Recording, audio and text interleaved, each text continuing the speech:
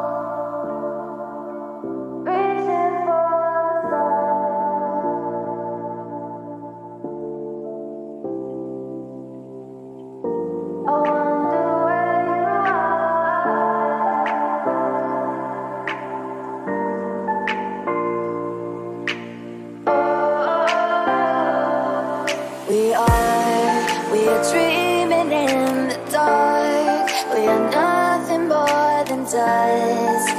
Search but you stay lost. We are reaching for the stars, but we're making this too hard. And I wonder where you are.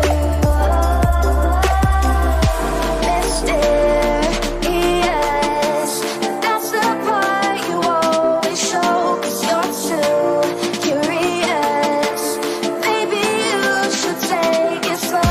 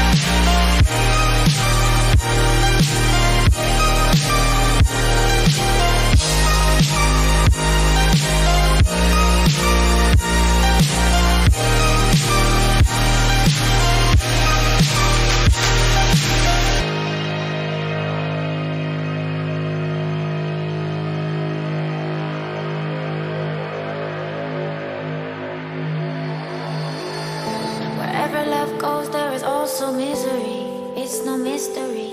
And you and I, we got history, yeah.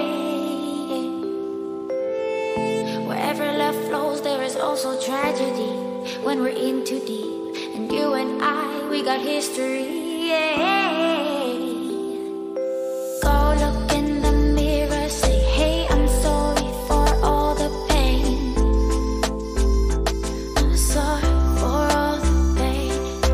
Go look in the mirror, say, hey, I'm sorry for all the pain. I'm sorry for all the pain. Go look in the mirror, say, hey, I'm sorry for all the pain. I'm sorry for all the pain.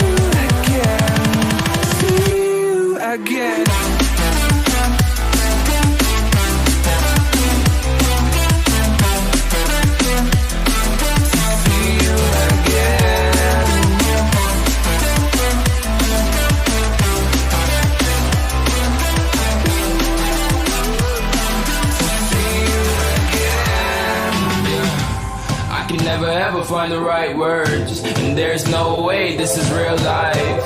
There's no telling you're the right girl, so I can only say that it feels right. It feels right. It feels right. Yeah, I can only say that it feels right. It feels right. It feels right. Yeah, I can only say that it feels right.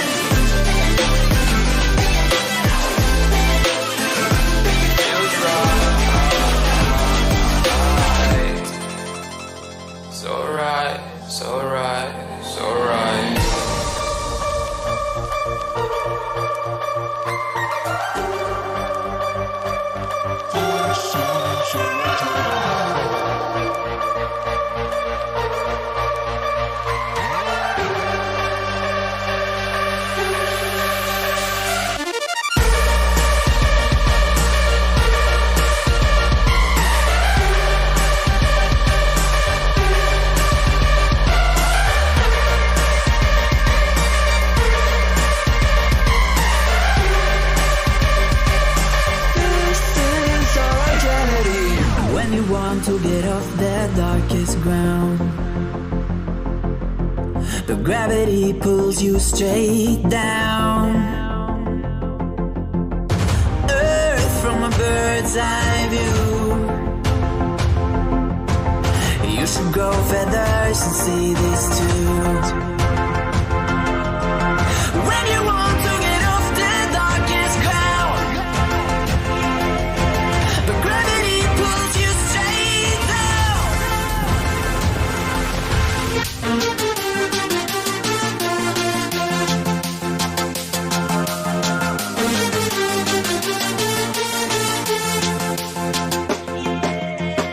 When you want to get off the darkest ground,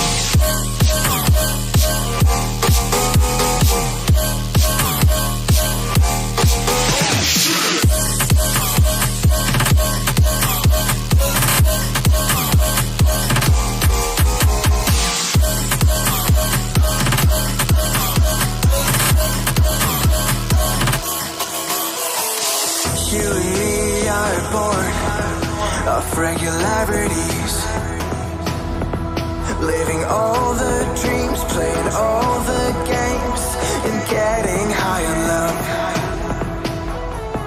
They can chase us down, but we will always win. Leading every dance, feeling every touch, and getting high on love. We're invincible. Trust in me, we're invincible.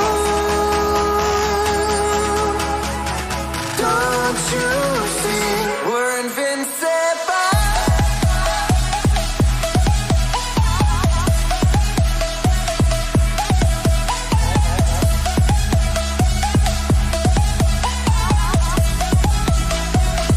We're invincible.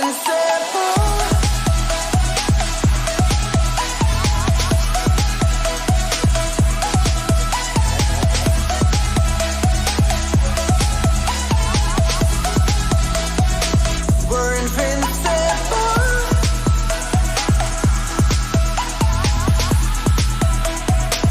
We're invincible.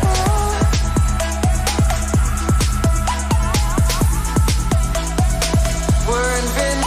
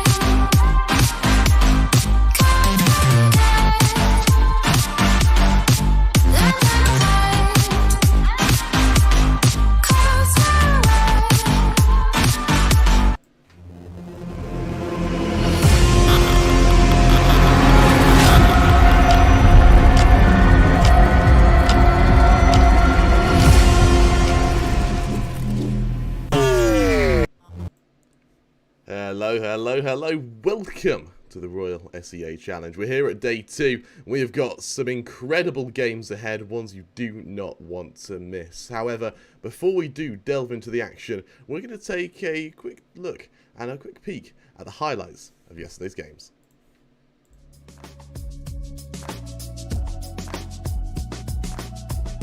Oh my goodness. Huge flank here from a C6 as well, and oh my goodness, on top of that, Beta. This could be the op. Oh, it's a nice One enemy remaining. Oh, look away, children. Move through as quickly as possible. Speed might be the name of the game when it comes to this. An interesting placement for that turret just to check on the flank as Boom approach the A site. A gauntlet of utility is going to be in their way. Look at where Alert is right now. Playing in this corner. They just spray on through. That's 3. That's 4. Can you make it an 8? You bet that you can. Sound the alarm. Sound the alert. Because the Killjoy is here to slay. This is not... Peek me. I dare you. There's the first. It's easy clap. The second's crossed on over, but Nomfu is unable to connect at this moment. Dare they leave the safety of heaven? Dare they allow gravity to become their cruel mistress? They've lost out on Zeke, so they might need to try and augment this push, or at least augment the defense. Waiting right now for the smoke to drop. It's going to be re-smoked up by the Jet. The Cloudburst will continue to obfuscate Nomfu. Have they left? The answer's no. Attacker 1 found that out the hard way. And now it's going to be the third. Nizzy falls on down. It's through the Radiant Icebox for drop with the Shawnee, baby. And not... Oh, Nomfu, he's just going to back off of this. Remember, that was a cyber cage that was getting in the way through. Oh my goodness. It was your ultimate, but it is our dominance. Nomfu grabs another, and that may be 50 calories, Kremer, but it's 100% of your recommended daily allowance of death. Go for some aggression. Oh my goodness. JD. What? 3K? Well, you all came out of sea looking for trouble, and JD was like, yeah. Detention. No chance, mate. I like my subby aim shaken, not stunned. And let him go hunting. I want to see another ace. Why not? JD, get the knife out. If anyone else shoots this, I am reporting you to Riot. Here it comes. Jada. No, it's a big fumble. That is a massive fumble, but that is an ace. There's a headshot Lovely anyway. stuff. For the time being, swings out, tries to do the odd bit of damage. He's got such a nice lurk here. Not that it matters. Juicy. The drive-by. It shuts him down. Kale flying up high. Up against the Vandal here with the classic. That's already a dink. Run away because now Subby's coming in from the other side. Tap, tap, tap, tap, tap. Pick up the baton. The relay needs to be done. And Subby can just play here for time. They're waiting to look for that half. There's the first. They can't quite transfer it into the second. Juicy gets himself a fourth, and the defuse on top of that. The is once again loose. That man, he doesn't let go of mouse 1. He just turns around 180, and he ruins his opponents there.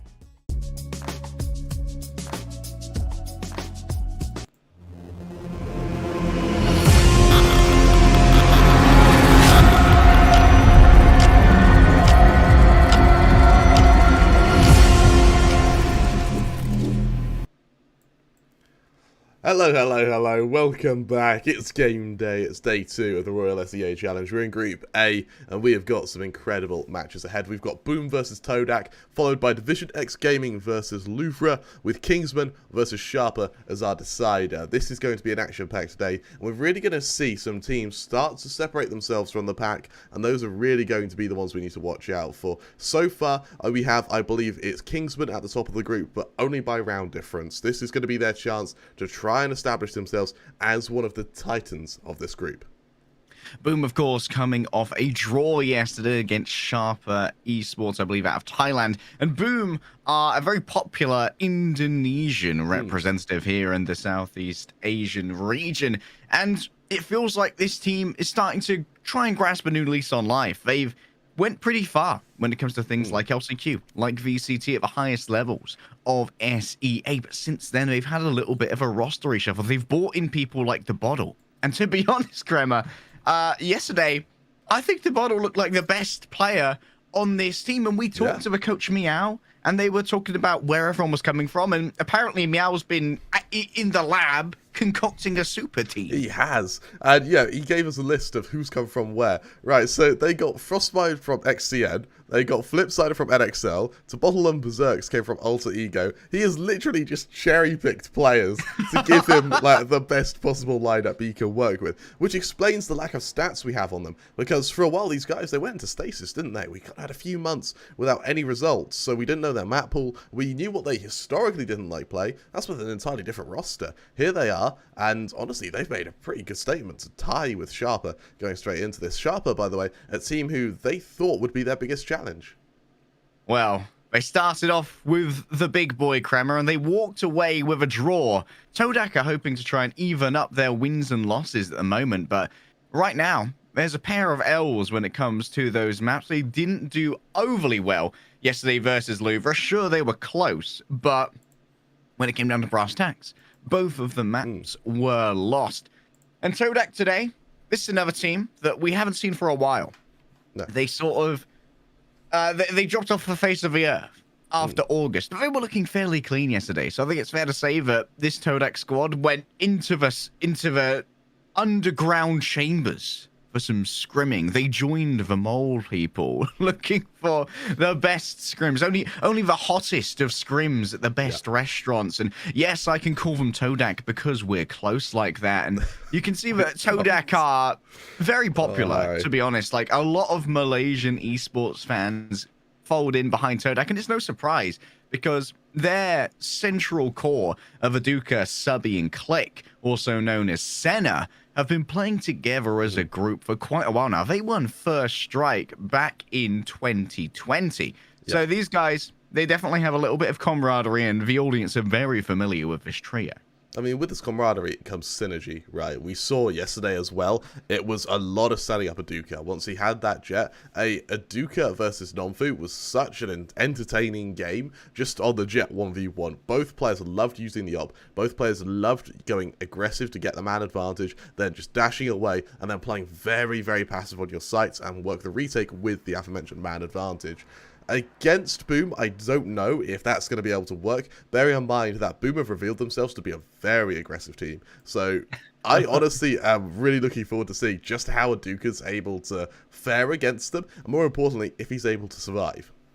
For those of you who didn't see yesterday, Boom kind of surprised us, coming out of the gate with a pocket pick of Fracture. The newest map in the pool, and one which it seems like maybe not every team is ultimately comfortable on, but they managed to win that out. Fracture seems to be like, hey, if we feel like we're threatened, if we want to really throw a curveball at a team that we consider a huge threat, then maybe Fracture would be our best bet. Speaking of which, let's talk about our map draft for today, Kremer. Todak took the option to ban Breeze as their first map, which kind of makes sense. And Boom, finally. I was mad at them yesterday for not doing it. They've banned Split. Oh, that's about Split time. Seems to be Boom's worst map by far. Time. And somehow yesterday they let it slip through the veto, and Shuffle looked at it like, oh, what's this doing here? All right. oh, did you drop this, sir? Well, don't mind if I pick it back up. Hello. Yes, we're going to be playing Split today. Let's talk about picks as well, Kremer. Yeah, absolutely right. These two maps, both Ascent and Haven, are going to be they're kind of a default really for both these teams. And both of them, they play these maps. They're not their best maps, not their worst maps. I think Icebox is really where you start seeing the separation in kind of skill cap. We won't see it here. These teams, this is about as level a playing field as we're probably going to get. And I actually really like that, Harry. It means that every single little mistake is going to be instantly punished. Every single hero play is going to be magnified purely because of how close these teams are. You need those hero plays if you want to be able to win. I just remembered what Todak had to endure on Haven yesterday. Oh boy, this is going to be like PTSD for them, isn't it? Louvre, who played against them, have one strat on attacking Haven and one strat only, which is going A. We're going A, boy. Yeah, nothing else. It doesn't matter. We'll go A. If it works, awesome. If it doesn't, don't care. I wonder if Boom might bring a slightly more varied strat book. Only go C. Yeah. Only C. That's the new strat. We're doing it the other way around, baby. They've been able to perfect their A defense. To be fair, when Louvre did attack C, on the two occasions that it happened out of 12, they had 100% win rate. So maybe they're onto something there. But like, yo, we're just going to overstack A now because we just keep going A. So when we eventually hit C at the end of our attacking round, it works out just fine. And Ascent is going to be super interesting. I don't think we saw any Ascent yesterday. Did we get one? We didn't. I don't think we had any. Well, you really made me rack my brain here, Harry. I don't think we did at all, actually. So we got finally cast Ascent in the Royal CA Challenge. Which is very strange, because in a lot of the tournaments we've cast, Kremer, Ascent is kind of like, yep, we'll start there. Like, Ascent's a pretty basic map, no gimmicks. It's all about just getting your FPS fundamentals down, how clean are your executes, how well can you control mid off the back of a duelist like a Jet, or potentially a Sova or a Sage playing from the top of mid. So it's kind of interesting that it took us this long to get towards Ascent, which will be our second map, by the way. We are, of course, starting on Haven. I just want to I'm going to quickly peek over into the match chat to see. Yeah, I know what you're starting. thinking. Casters, start a game. We're behind schedule, and we haven't even started the first game. This isn't our fault. We're on time. It's not us. I'm just gonna add our admin. Also, what I quite like is both Tonak and Boom, they know each other really well. So they're just insulting each other in the match lobby. Like, this is great. But we've had, one of them have said, we're ready, and the coach of Boom has just gone, I would hope so. This is like the passive aggression. I love it so much. They're competitively saying they're ready in the lobby chat. Blaze said we're ready, and Senna was like, no, Blaze, we're ready. This is. They're also saying, and Click has just volunteered me out for an interview. So on that note as well, we may or may not be able to do interviews today. Hopefully we can. I think we can facilitate it probably. Here's the thing. We run this broadcast. This is our show. So like if we can find a player who's happy to do an interview, we absolutely will. But we're not gonna it's not gonna be like a shotgun interview. We're not gonna force them to do it. We all exist at the whims of Crema. Yep. Yeah, both observe. Also, the people who caught out my keybinds of help yesterday are absolute heroes. We thought it would be 1 or 2 days before you find it, but no, I think someone got it in the first game as well, which is incredible. And our admin's timed out. Okay, I don't want to throw us to a break yet, just in case, because I know the second we do, the game's gonna start. But it's that's okay. We'll explain the origin of help while the origin of help. Yes. Houdini's client fixes. Yeah. So I was telling Crema about the kind of ritual for a lot of observers where they have a little Easter egg down at the bottom with their observer keybinds. But like, what could you put as a fresh observer, Crema? Maybe Creme, just someone like your never observed Valorant before. And we thought. I'm a big fan of the film Thor Ragnarok. I don't know if any of you have heard that, but I just said, let's do help. And it seemed fairly appropriate for someone who was going to have to do everything. Like, no offense, Crema, you aren't a seasoned production god. Do you know how many tournaments I've produced evidently. I'm going to go with 0. Yep. Do you know how many tournaments I've observed for? Also 0. Yep. So wait, you've loaded into a CS tournament and pressed the D key, right? Yes. So, also observer is actually really good, but you don't realize how good it is until you're in a game without auto observer, and then all of a sudden you're like, oh, this is problematic. I realized a few people yesterday were going, casters are great, but this observer's trash. I was like, well, that's a backhanded compliment. I don't know how to say that, to be honest. It's okay, Crabber. You're good at your main job. You're good at your main job. As long as that one's given a bit of love. I mean, I'm from Overwatch, so to me, it's all gravy. Yeah, this is all new to you. I've invited our admin back. Sorry for those of you who don't like the filling. The casters are trying to start the game, but we're really trying our best to start this game. God. We have to make the lobby again so that Brighty's in charge. So someone has also just said, "Wait, please, we've just been banned in our TeamSpeak." So. Oh no! I believe that we may have just witnessed a revolution. Yeah. The entire power structure has been upended. I actually don't know what to say. That this is... we don't usually get this level of insight, do we, as to what's happening behind the scenes.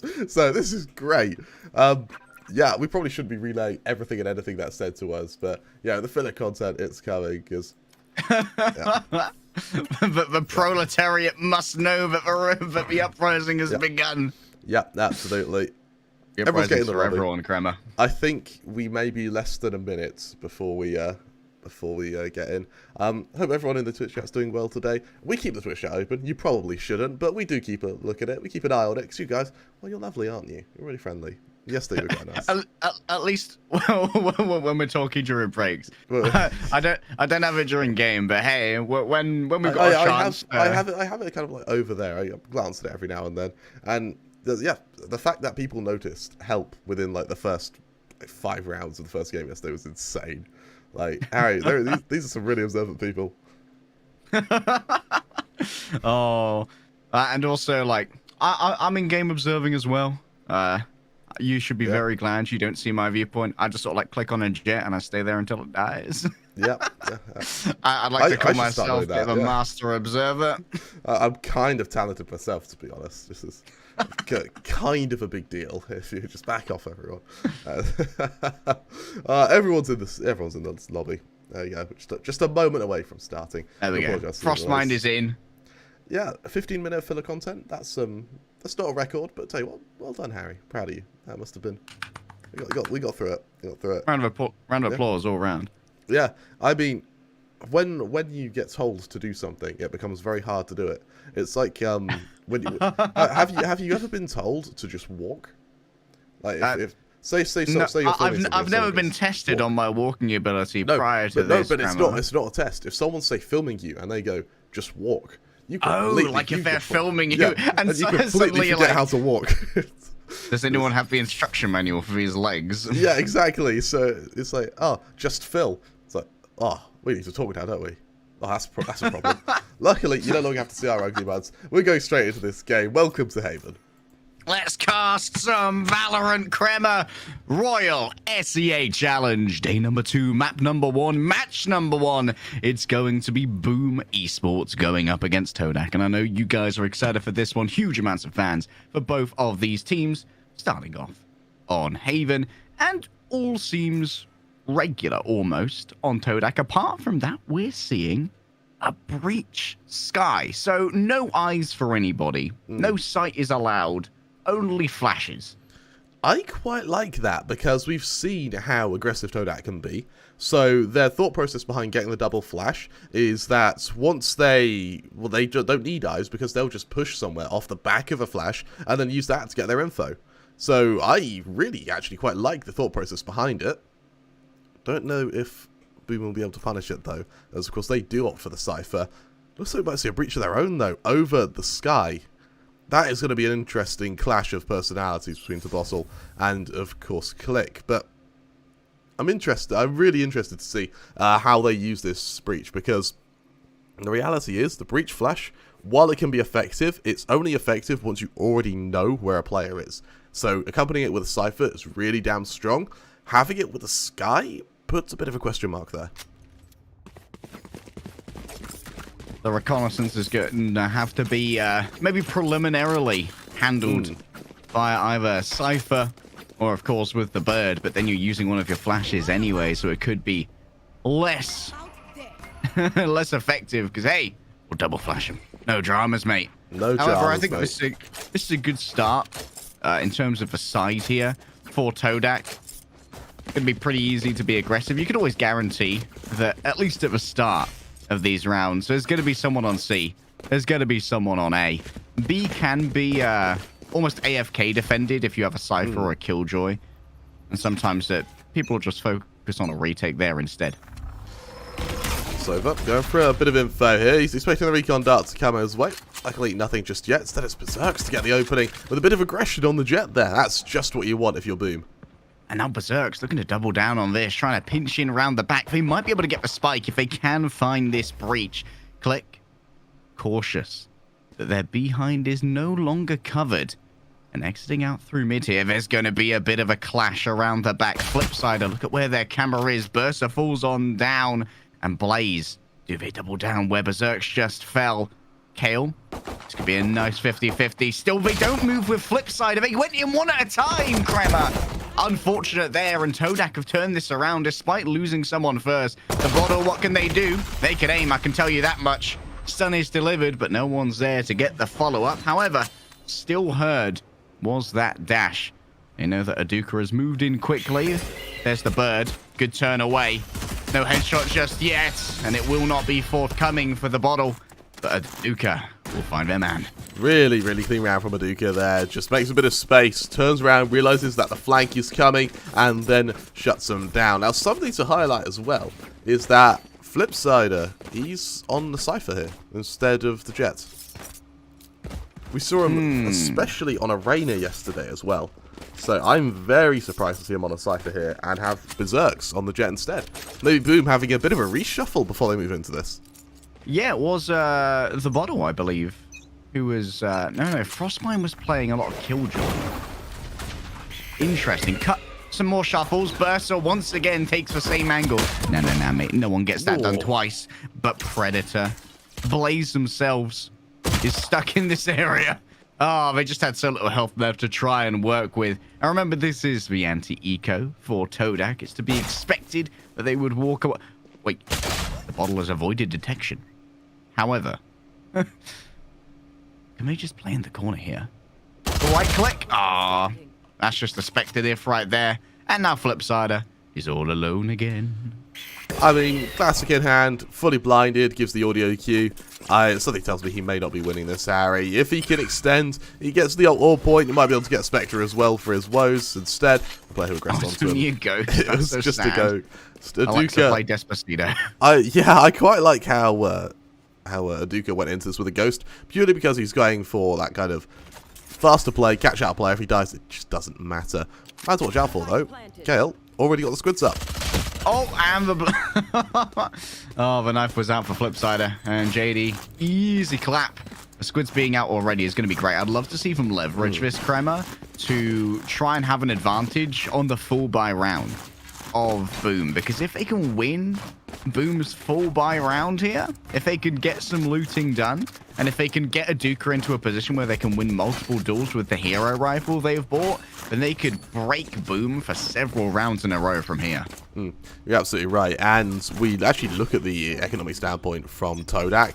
This is about as bonus as it gets, really. I mean, 4K post-buy on a lot of these players, because, of course, we have Aduka. You know, last round he went into this with just a Ghost, and a Ghost alone. All the money in the world. However, not all the HP as Berserk's. Wonderful little kill there. Worth noting, for those of you keeping count at home, that's 3 rounds in a row that Burst is taking that pathing. Successful 2/3 of the time. The blind will not be delivered due to the obfuscation, the obscuring that was given over by that Cloudburst, courtesy of Aduka. Is now looking over towards mid instead, but Burst has been emboldened. Berserks even. Moving up down A long. It is being dutifully watched by Click. Berserks, this forwarded angle is so effective. He can cause the rotation of the breach instantly. And while he is going to be aftershocked, it's almost like a fadeaway sword. Yeah, take that. Puh. As they turn off and turn their attention back to sea. Take my fault line, I spit on you. Yeah, I spit my fault line in your general direction as Frostbite. He's now got a stars, Crema. He's got a single-handedly hold of this. This is going to be really damn tough. Oh, Frostmine's utility, there's nothing to be seen. It's all about the gunplay. That's a great start. Aduka, the hero rifle, is down. What more can you do for me, Frostmine? Oh, you could do plenty. Flipsider joins the fray to make sure that no one's going to get a multi-kill this time around. But that was a pretty clean buy round from the boys in blue. That it was. And I tell you what, Frostmine, that raw aim there was beautiful to see. I loved that. And honestly, in a position like that, you are in a one-and-done angle. Killing one and dying is your best case scenario. Killing a spike planter to buy some time, even better. The fact he survives, kills 2, and then is actually able to get away, I mean, that's insane. Of course, we've got Blaze now ready with this Phantom on long again. Once again, call to action on A. Oh, the bottle sends out the fault line, and it's the 4th time in a row. What can Berserks do here? They get it done again. 3 out of 4, 75% win rate on that angle is not bad at all, Crema. But still, they need to extricate Blaze. They are going to be able to take down the dog. The blind was delivered, and Burster gets the refrag, and yet another Berserk. What are you doing, bud? You're tearing through Todak. It ain't fair.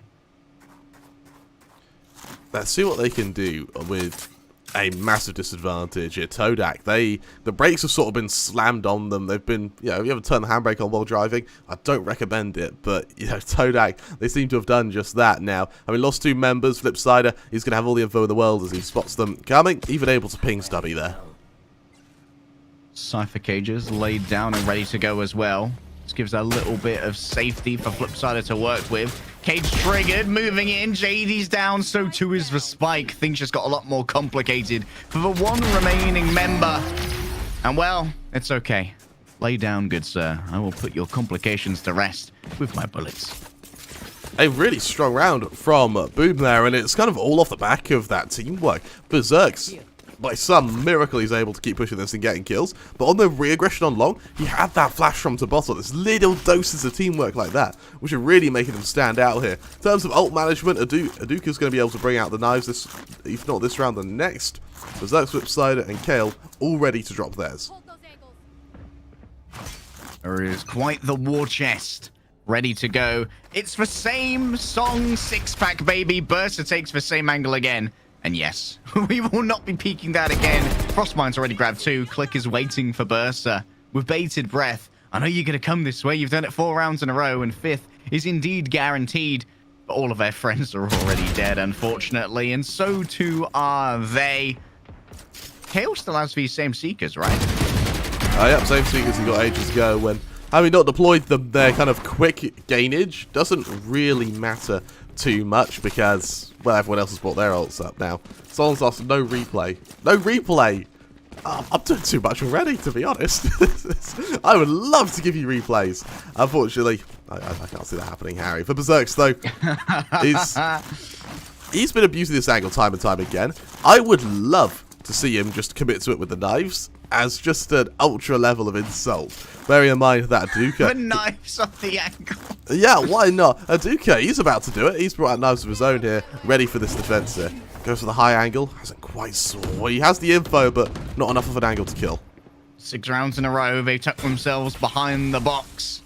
And that gives a little bit of zoning, a little bit of safety to gain that ultimate orb. And bring old Blaze a touch closer. In comes the Trailblazer. Oh, they reveal themselves.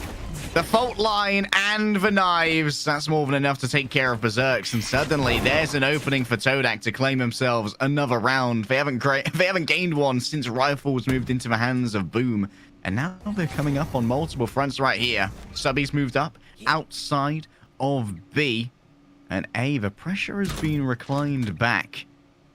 This drone is going to gather very little, but sometimes negative information is worth something in itself. The execute onto B begins. They're joining the squids as they move on in, but multiple stuns are delivered. More of a concussion prove enough to take down Todak. Flipsider seems to think so. 2 kills already, and Subby's just caught in a corner with nowhere else to go. 2 versus 1 as all of the dust settles, but can JD get it done alone? It seems like potentially that's the case, but Predator says absolutely not. You, sir, are prey. It comes very damn close, and I love the spontaneous use of the ults there. I believe it was the Cypher, Flipsider, gets his ult, instantly drops it in the fight, knowing full well that this is quite an instrumental round to momentum. The fact he's able to deploy it, uses the info to just narrow down the man count, and of course, beautiful 1v1 to end. JD, an incredible effort, just wasn't quite enough to shut down Boom. And as you mentioned, Boom, this win streak's been off the back of having rifles, while the pistols haven't worked out for them. At this point, it doesn't matter too much. 3 ults up on either team. For the most part, it is going to be relatively even pecking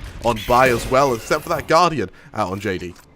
Oh, Crystal Ball, tell me this. Will Berserk, for the 7th round in a row, walk up through sewers? That's very likely is the answer. The answer is yes. But will they find success? Last time, they were checked by both the Blade Storm and, of course, on top of that, the fault line.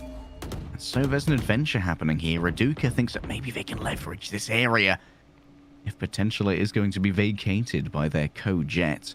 For now, listing lazily over towards A, the only real penetration to map control has been done by Subby. Interesting aggressive lurks from this Cypher. What's worrisome is that this hold on A is very damn passive for the Sova. I mean, it's information, if anything. He's going to hear the bird be thrown, going to peek out, still hasn't seen anyone, and that may just be a false positive to the rest of his team. Look how far across Berserk's rotated now. Blaze, they're so damn accurate, and you're a touch late, my friend, when it comes to that area. Why the gravity well there when you can't damage them? That's a question that will have to be answered later, because Berserks is going to have to be answered the question, who has the better jet? The answer might be Boom. Taking out Aduka is critical, and now they just have to potentially sit here and wait for the Cosmic Divide to fall on down. Wire.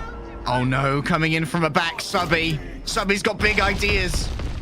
They didn't take out Frostmine while they were in astral form. It's going to be an all-out battle on the site. Click's fallen down. Subby needs to move fast, otherwise all their friends are going to be dead. The additional Cosmic Divide is complicated matters, and still they look to maybe hold this defuse. Subby taken down by Blaze. Quick on the click right there.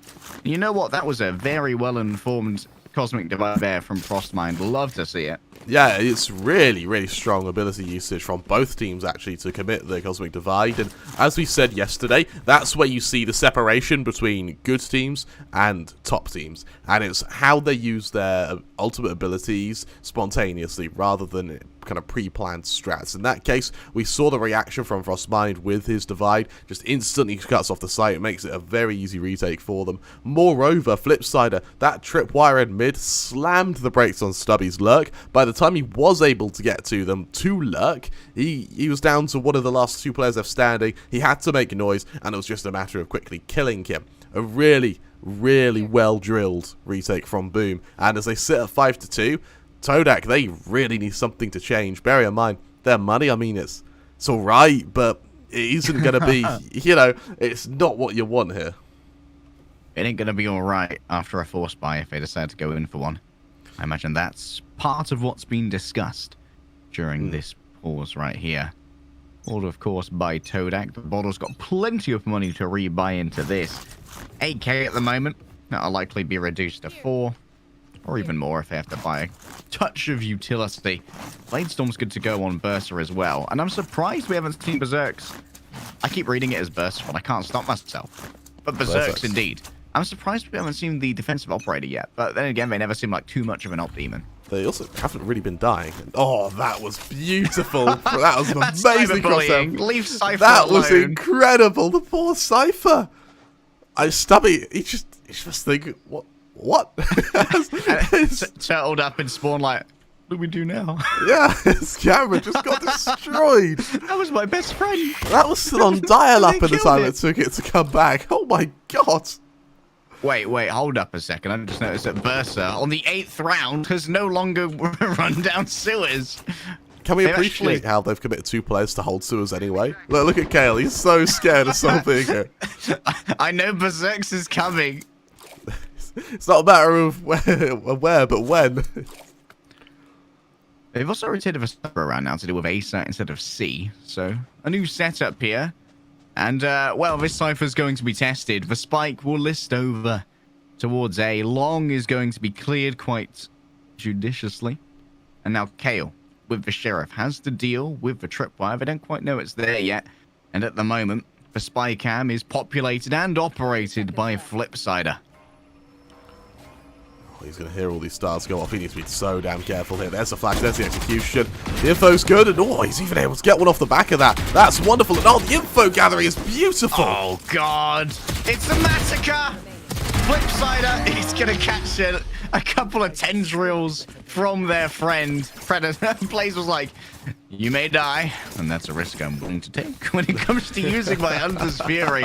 Excellent site management there from Flipsider. Absolutely unperturbed by the rush of sheriffs. And even though we expect that with rifles versus the eco, sometimes you just got to give a little bit of love to your sentinels, guys. Absolutely right, and I'm really interested. I love that ability combo that Flipsider had with Blaze there, where what he did is Blaze, his ping from the Hunter Fury, meant the Flipsider could just sit in a smoke and just kill them all. Really, really well-placed aggression, and more importantly, it's a really, really strong way to shut down players who, if they'd have killed you, would have just stolen your gun and wheeled it against you. New angle, same Berserk. Moving up around the extremities, claiming away as much map control as they can. On the other side of this, they would have to deal with JD, who by no means has been a slouch when it comes to the gunplay. Speaking of slouching, none of that done by Kale. Very much astute with their positioning at this moment. And they see a little bit of a recalled star there from JD. They are dangerously perched upon a star themselves, so now they will be smoked off, and that allows them to pop flash out of there. Moving up onto a high ground, of course, will be the jet, and then moving into the back. This allows them to look at both of these areas pretty easily. Question is, where will you vacate to at the moment? Because if you're looking towards the back, Berserks is on the flank and could crack this wide open, but takes a while to go a little bit longer. when it comes to their rotation. They want to clear out everything, but you've got to worry about the point itself instead. On B, things are starting to get a touch complicated. Aduka's fallen. Frostmind is once again returned to the forefront of gunplay, and Flipsider from the other side is such a pain to deal with. I'm afraid you've been revealed, my son. The shock dart racks your nerves, and so Boom will settle down, and the spike will be diffused. A really, really strong retake once again from Boom. These guys playing out of their mind right now, and it's not so much them being, it's not so much Todak being bad, it's Boom having some incredible retakes. They're using their ults so effectively. They're getting so much mileage from them, and once again we see Flipsider drop the cap in, or drop his hat in what will be the last kind of 2-3 players left of Todak, removing any chance for them to clutch purely because he wants to affirm the round. And I mean, we look at the ult management, and somehow, despite using their ult so frequently, Boom is still level with Todak when it comes to this usage. What I'm interested in is how much utility is put out early towards sewers here. Berserks has conditioned Todak. I was born in the sewers, babe. I was raised to rats. But now I fly free with my operator. Don't peek this again. But the operator's on A, and so anywhere but there, I think, is the call from Todak at the moment. He hasn't quite seen anyone just yet, though. Instead, the Todak aggression, the Todak offensive, has turned its sights to C. And I mean, they really have gone C. They have been teetering to C. Flipsider has had some really strong rounds, as has Frostmind, and well, looks like they're going to have another one here. Oh no, it's Sophie's choice. Do I get stunned or do I get pulled? Vulnerable is afflicted to Flipsider, and now they forced the back off from the jet. Aduka was unready to meet in Mortal Kombat, and now on the point, everyone's dead.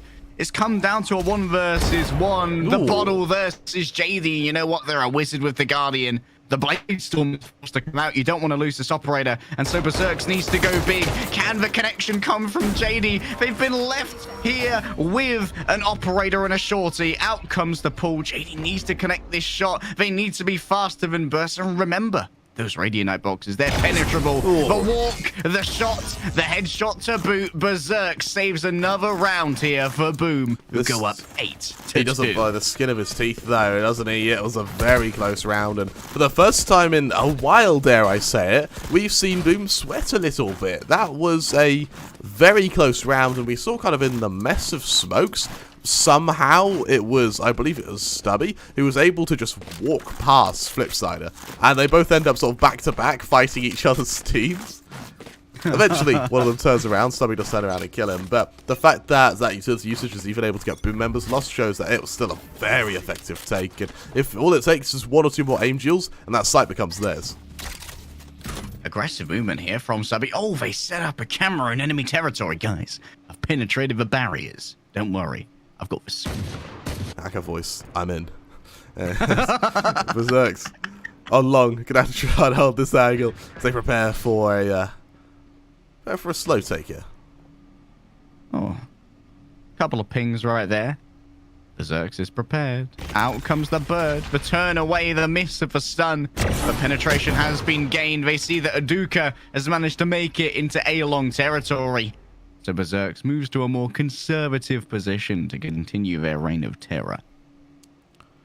Slow rotation into his position on C now. Berserks has to be very damn careful, especially after catching out Aduka there. Such a well-placed recon dart as well. Frostmind sees that it's a fake. He knows full well the hit's going to come to C. Buys some time with the smokes. Another formidable defense from Boom here. 30 seconds. Well, we've seen Frostmind absolutely brutalized.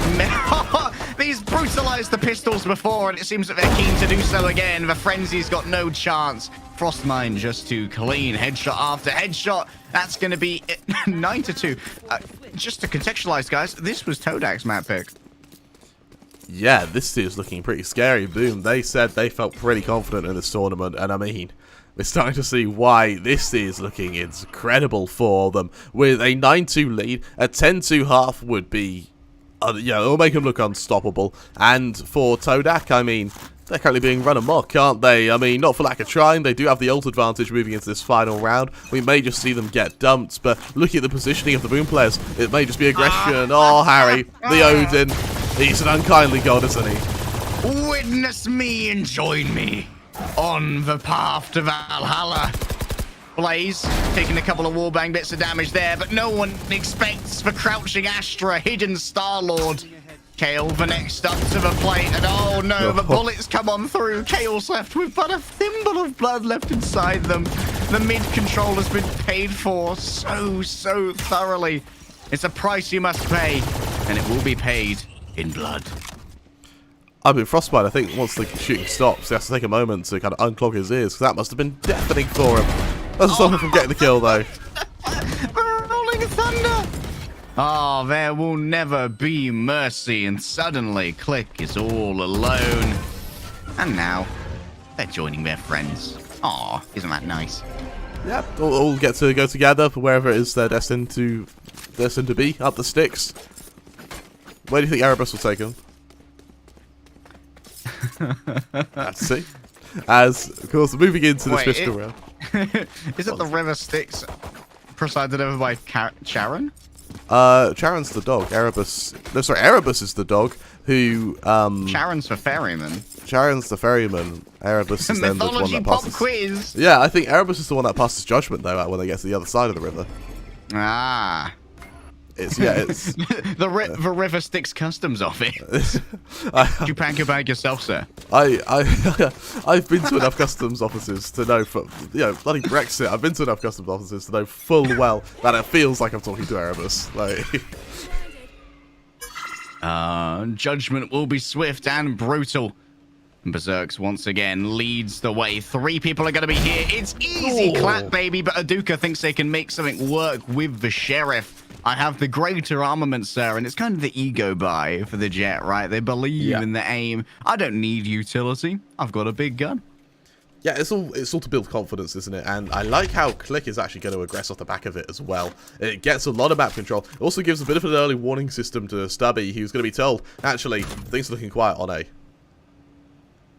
They're going to be relying mostly on the Cypher for a bit of entry here. They saw the miss of the dart from the cam of Subby, and so move forward and claim as much space as they can.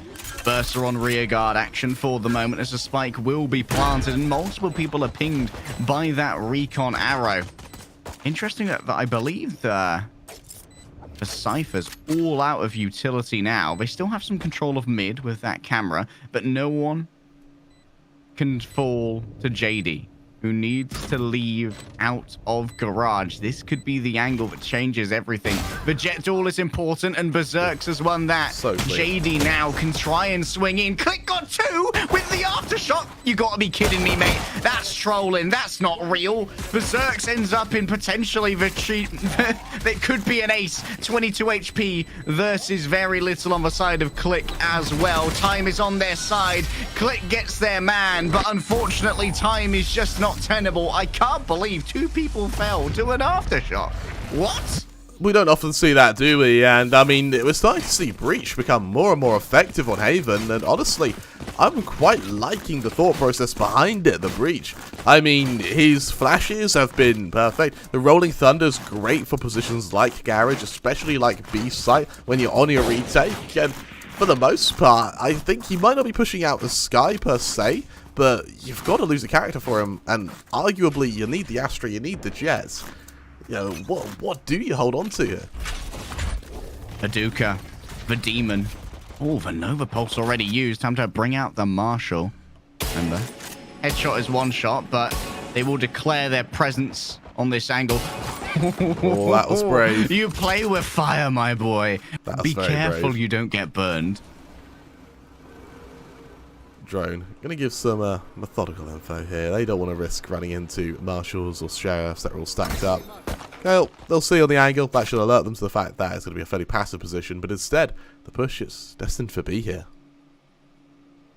This is a good angle for the close quarters Spectres. In comes the flash. They need to deal with JD first. Interesting that these smokes are a lot more tight than you'd usually see. The aftershock could once more prove dangerous, combined with the fault line to give over concussions and try and stop the escapes. JD plays from within the bubble and then bursts out themselves.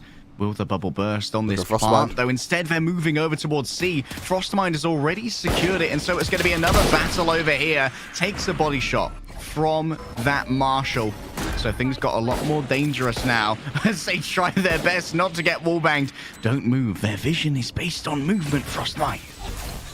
That damage is so strong now. They flash through, I mean, a bit of info gained, and all of a sudden the attack comes. Frostmind falls low and Berserks grabs 3 in a flash. The hero Phantom just does too much. Boomer guaranteed their overtime, and on Todak's map pick, they could be about to go 13-2. Really, really solid performance from them, and with that, I don't really know what Todak can do.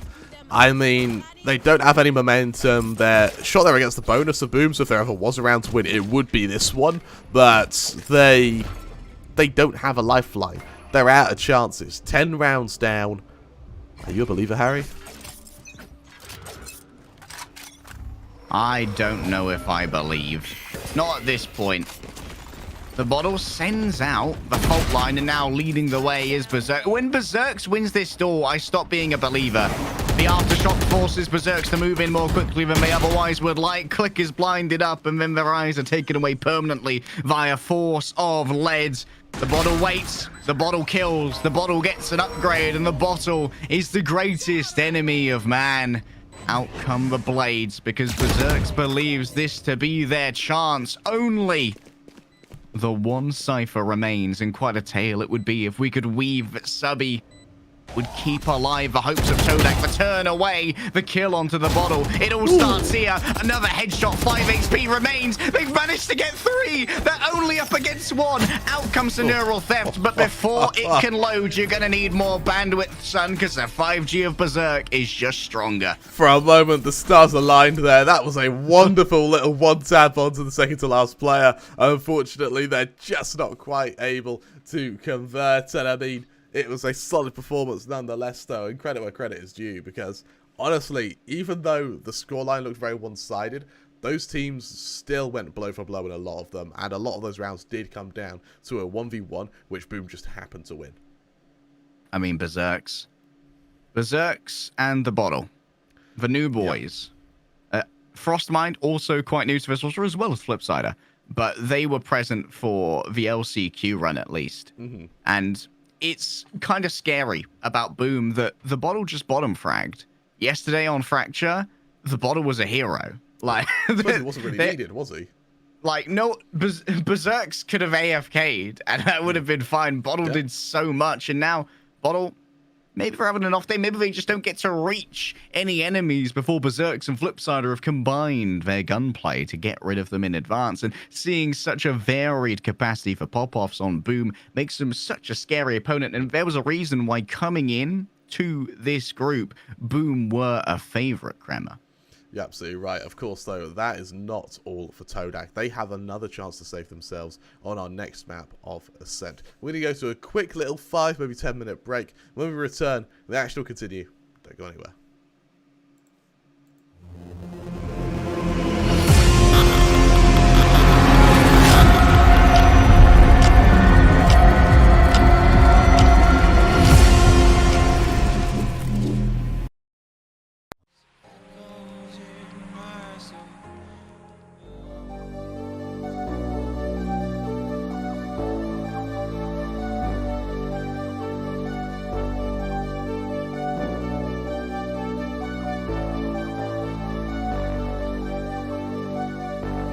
Fill me out with your smile.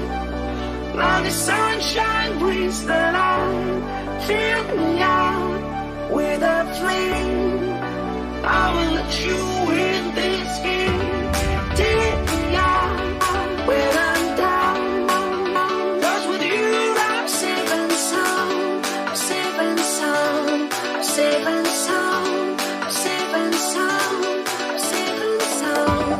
I'm safe and sound. I'm safe and sound. I'm safe and sound. I'm safe and sound.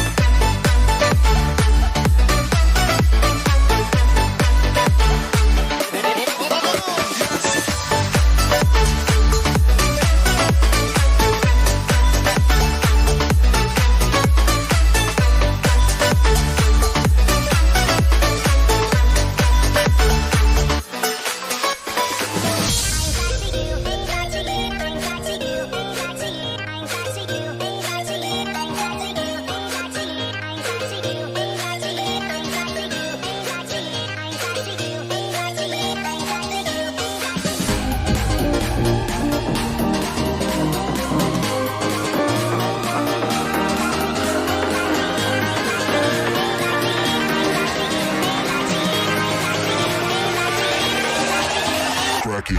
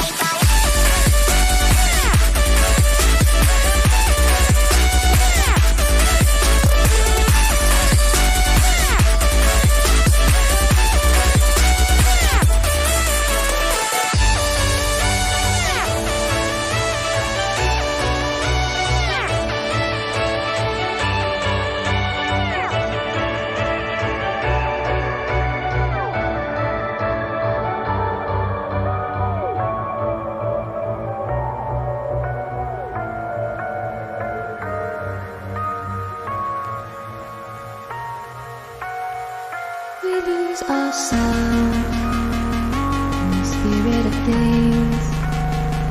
We lose our sight when we put our trust in things of this material world, of things that fade away. Let me keep coming back, keep coming back, keep coming back, keep coming back, keep coming back, keep coming back, keep coming back, keep coming back, keep coming back, keep coming back, keep coming back. Of things we know.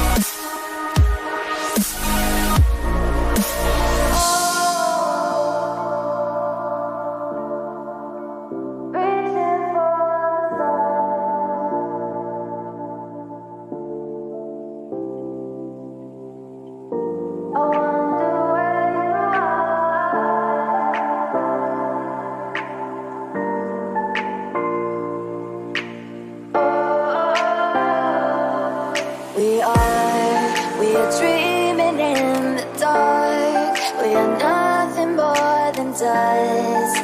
Search but you stay lost.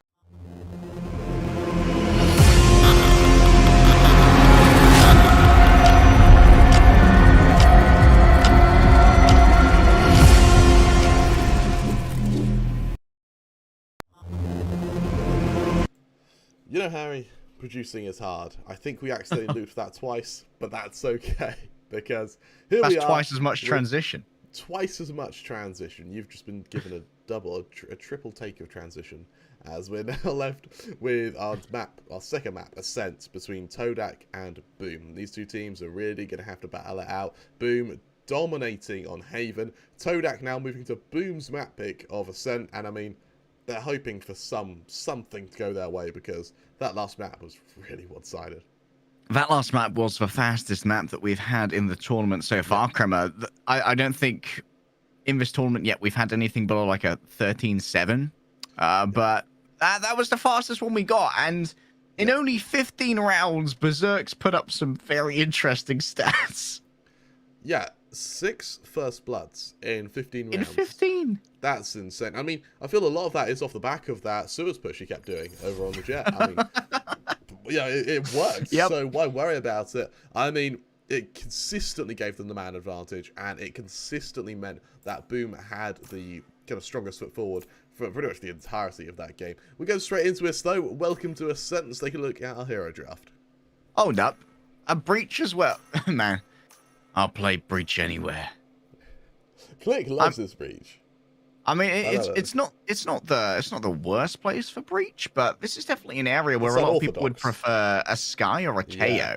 Just because when you think about the fault line here, the geometry that it projects, if you think about like putting that into like B or A site, there's a lot of spaces where people can be, and you can only handle one at a time. The Sky is really effective on Ascent purely because it means that you can go aggressive, and when fighting for what is very commonly B long control, as well as A long control actually, having this Sky to allow yourself to fight for the wall is perfect. So going for the Breach means that they're sort of limited in that capacity. They can still do it, I guess, but it won't be as clean, and you won't have the option to keep pushing. You know, it's a character that's going to allow you to get your ult orb and then back off with no follow-up. For the time being, I like seeing the Killjoy from both teams.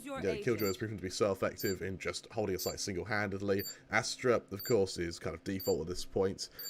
The duel between Kale and Berserks. Now, Berserks, he was all over Kale over on Haven.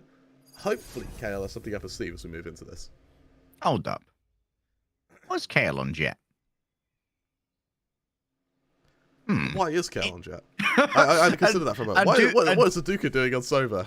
Aduka seems to have taken the initiator, and Kale's taken it. Aduka, you've lost too many duels against Berserks. I am claiming this for myself. You've lost Jet privileges. You've lost Jet privileges. Yeah. Get out of here, Boeing. Out of here. This flight is a one-way jet stream. I'm interested as to how this change is going to affect Aduka. Maybe he's better equipped for the Sova. Or are we going to see Kale give us a masterclass on Jet? I'm all about this KO, man. Well, we've been talking to a couple of coaches, and they've all been raving about KO. One of the strongest flashes in the game, apparently. It's the fastest flash in the game at the moment, as well. The new right-click lob. Oh, yeah. Very difficult to turn away from. Difficult. It's like 4 frames you have. It's almost impossible. However, what is also possible is avoiding a bullet. That thing travels pretty quickly, especially when out of the gun of Kale. I've earned this, Jet, says Kale, and prove it they may do so. Oh, that's a lovely combination of a shock dart and a gravity ball, and Kale wants to go even further now. They know where the bottle is, but they're running low on ammo, so it's time to back off and have a quick reload, boys. Over on A, though, Berserks, he's kind of probing a bit. He's prodding, trying to catch out Stubby. He hasn't done so, but what he has done is he has established a lot of control. He's got the site single-handedly. Now it falls to the Bottle, who's going to be on a bit of a flank now as they get ready to move into this afterplan. Interesting that they want to move towards the null command as the opt-in ultimate they give over the ultimate point to. Oh, Aduka's fallen down there. There was penetration up into mid. The bottle will be dealt with, and now there won't be any stars to try and mess with a potential retake. But look at how ready Berserks is. Going up against Kale here. Ghost versus Sheriff. Kale should have the advantage in a straight fight. That's a good double peek. But you know what? You can't stop Berserks. They're still going from Haven. They're yet to slow down. And now time really is becoming an issue. JD goes up top.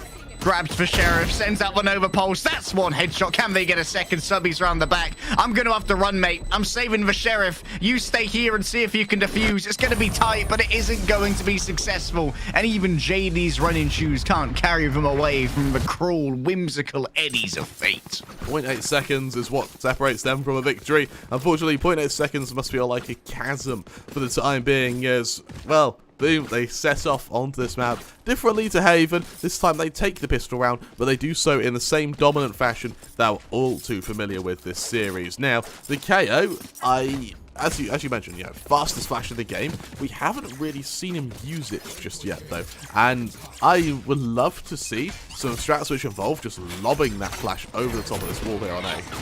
Oh, I don't know if that was exactly the knife they wanted. That's okay. They're not holding in our territory. The molly already goes out. Fragment put into hell. JD's taken so much damage already. Stunned by the Nova Pulse. Racked by the Molotov. I'm afraid, JD, there was nowhere left to go. The retake has got some real speed to it. And Aduka's hoping they can make something happen off the back of this Sheriff. Berserks takes a touch of damage from that shock dart. But how can they enable the breach? The aftershock will clear out hell, and that means that you can look to other areas moving through this. Kale's already got 2, but Flipsider, they're trying their best to survive. The bottle finds 2 themselves. Playing from that back corner behind Generator. Everywhere else was checked except for where the bottle lay. And you know what? If you don't do your recycling, they'll come back to get you. What's interesting is that you mentioned earlier about how to Bottle, he just had a bad game on Haven. Well, it looked like a bad game stat-wise. He only had about 5 or 6 kills. It's not like going 5 and 20. He just didn't have to do anything. I don't think he really saw that many fights. Yeah, because they were holding back using the fault line to help out Berserks on that entry. Yeah, it wasn't lack of skill as well, lack of opportunity. And now he's being given it. He's proven to be just as strong as he was yesterday. Subby against the Horde. They're so close right here, and Frostmind won't give them a singular chance. Remember, Todak, they kind of forced up into that last round. So it's only Sheriffs across the board and a classic in the hands of Click for now. And the Sheriffs we've seen, especially with this arcane skin, can be bloody brutal. And 5 HP left on Kale against these SMGs. That's not bode well. Just random spam through the smoke is enough to pop off Kale. Berserks has fallen down, and the shock dart adds to the woes. Yep, that's going about as we expected. Yeah. Yeah, I mean, yeah, these last couple of rounds, they were sort of flirting. They were foreplay. This is the round that matters, because not only do we see the full investment, we saw Kale for a moment there considered going glass cannon up, and against the bonus, maybe not the best of decisions, but if that's what he's willing to do, I'm really looking forward to seeing what he can bring in store. You know, if he considers it, that's enough for me.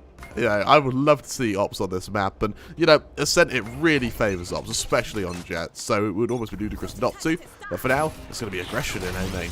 Berserks has to back off. Click, maybe a touch too early there with that fault line.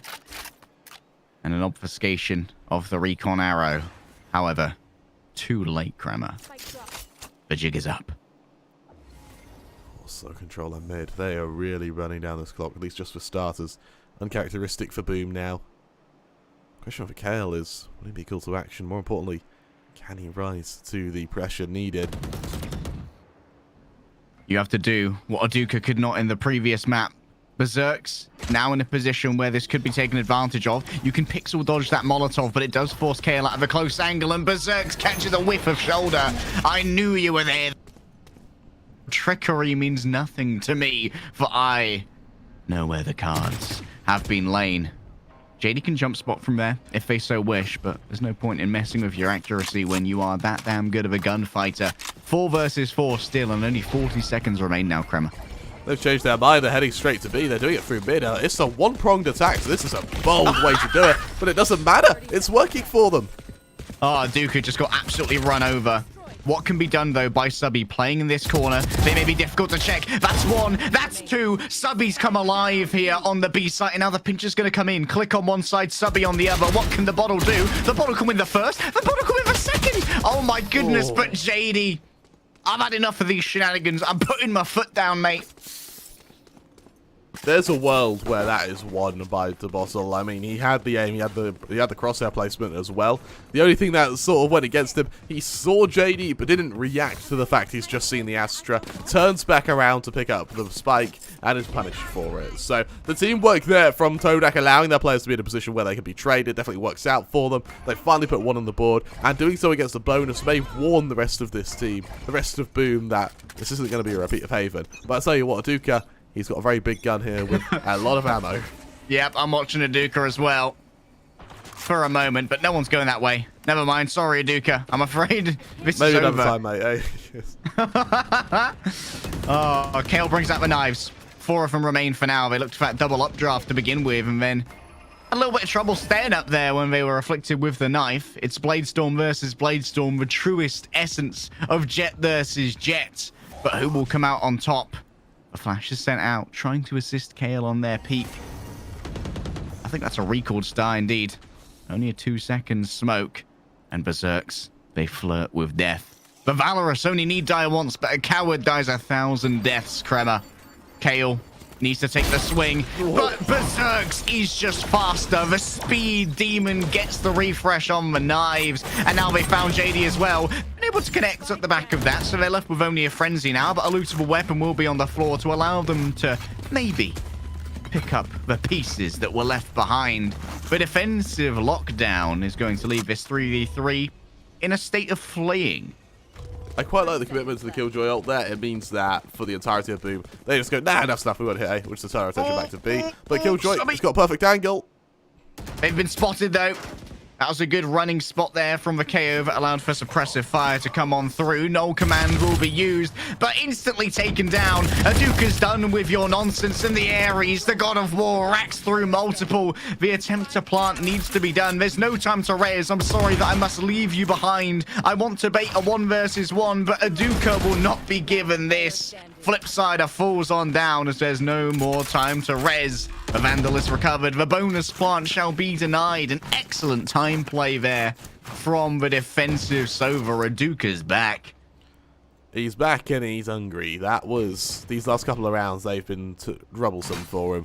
But the fact he's able to read that beautifully, just sees that his opponents are going for a hunt, just hightails it, goes to the movement, gets the hell out of there. Wonderful stuff from him. Now for the members of Boom. While this round is an investment, it's buy down to 0. Both these teams don't have money. They're both sort of on this sort of economical yellow where they just invest, but they're doing so under a lot of stress. How was the timing on that smoke? Has Kale been revealed? Flipsider. Oh, they were trying. The spike. The spike has been noted. Now they can try and camp this. They need to control mid. Berserks has no idea, baby. I'm a guerrilla warfare kind of jet. And now it's just time to camp the spike. Frostmind moving in to try and claim it. The bottle elsewhere has relieved the pressure. There's a touch of aim from Frostmind, and it's just enough. Even with all of these attackers bruised, the bruises are converted. The bottle is gone. Oh, no, no, no, good sir. 31 HP total, Harry. They are limping to this B side. Luckily, Frostmind, not only can he get this bomb plant, more importantly, he can do so with the lockdown available. Look at the pathing of the defenders right now. Yeah, they're taking the scenic route, Harry. They are. Got to see the sights. Yeah, they catch Blaze. Smell the roses. Oh, they're moving so fast now, though. If Blaze keeps their cool, this could go so well. That's one. That's still messy, but still they'll be able to track it down. Oh, Blaze. You make my heart skip a beat. My weak heart bursts at my ribs, but still you will claim 2 frags. I know for a fact that players go back and watch the VODs, so my heartfelt apologies to you, Blaze. I'm sorry for spectating you for that engagement. That was miserable. That was really tough. But I mean, it's the destination, Harry. It's not the journey. He wins it, which is what matters. It would have been worse if they turned around and killed him. But we're left now. 4-2 the scoreline, an investment, at least a scrappy investment from Boom. Todak on the flip side, don't want anything to do with it. We've got a couple of sheriffs. That's it. I doubt we'll see the ults invested into this round, as it should just be a quick cleanup. Kale's angle here down mid. Waiting for people to get a touch closer before actually taking the engagement. Otherwise, you're going to hit those 145 kind of headshots that just ruin your day when they occur. Berserks has managed to get the pinch going. The door's going to be shut behind them, but that's just allowing for Kale to be stuck in an arena with multiple people. And the thrifty occurs with 3 people still alive. Everyone's looted a rifle. What? What just happened? That was a collapse. I mean, credit shooter Kodak. They just took one fight, hid, picked up with another player, took another fight, hid, and that to and fro just completely dismantled Boom there. Every single player lands their shots. I mean, you saw the aggression in B main there as well, ruining the killjoy and just giving them all the momentum required. An incredible round from Todak, and it's that we spoke earlier in the pregame. It's the little flashes of greatness which matters, and my God, that was more than a flash. That was a flash bang. Oh, hello there, Marshall. Mr. Mathers, when did you arrive? A little bit of damage, but not too much. Nothing to worry about. Berserk still wants to control mid for now. They've got a nice little spot, but they won't take out the drone, so multiple of their allies will be discovered. A slap back onto Kale will be swiftly forthcoming. And for now, everyone settles into a default. Look at where this KO has placed themselves. He's got a really strong angle at the moment. He doesn't quite commit to fighting just yet, though. Instead, that smoke goes off. He gets out of there. Gets the hell out of Dodge. The rest of his team will join him. So Boom, I mean, their money, it's not great right now. Sheriffs, marshals, they need abilities. I smell a lineup. Ah, here comes that flash. I smell a lineup. Will it land? All right, let's see some KO magic, shall we?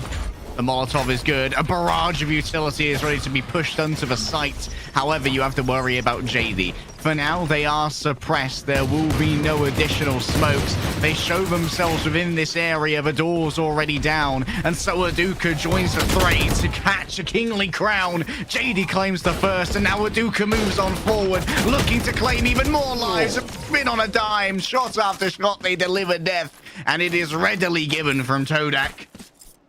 That was an incredible round from Todak there. That retake was just flawless. The counter util goes off. They then have the aftershock from the breach, and we spoke about the breach's versatility on Ascent. That's it there.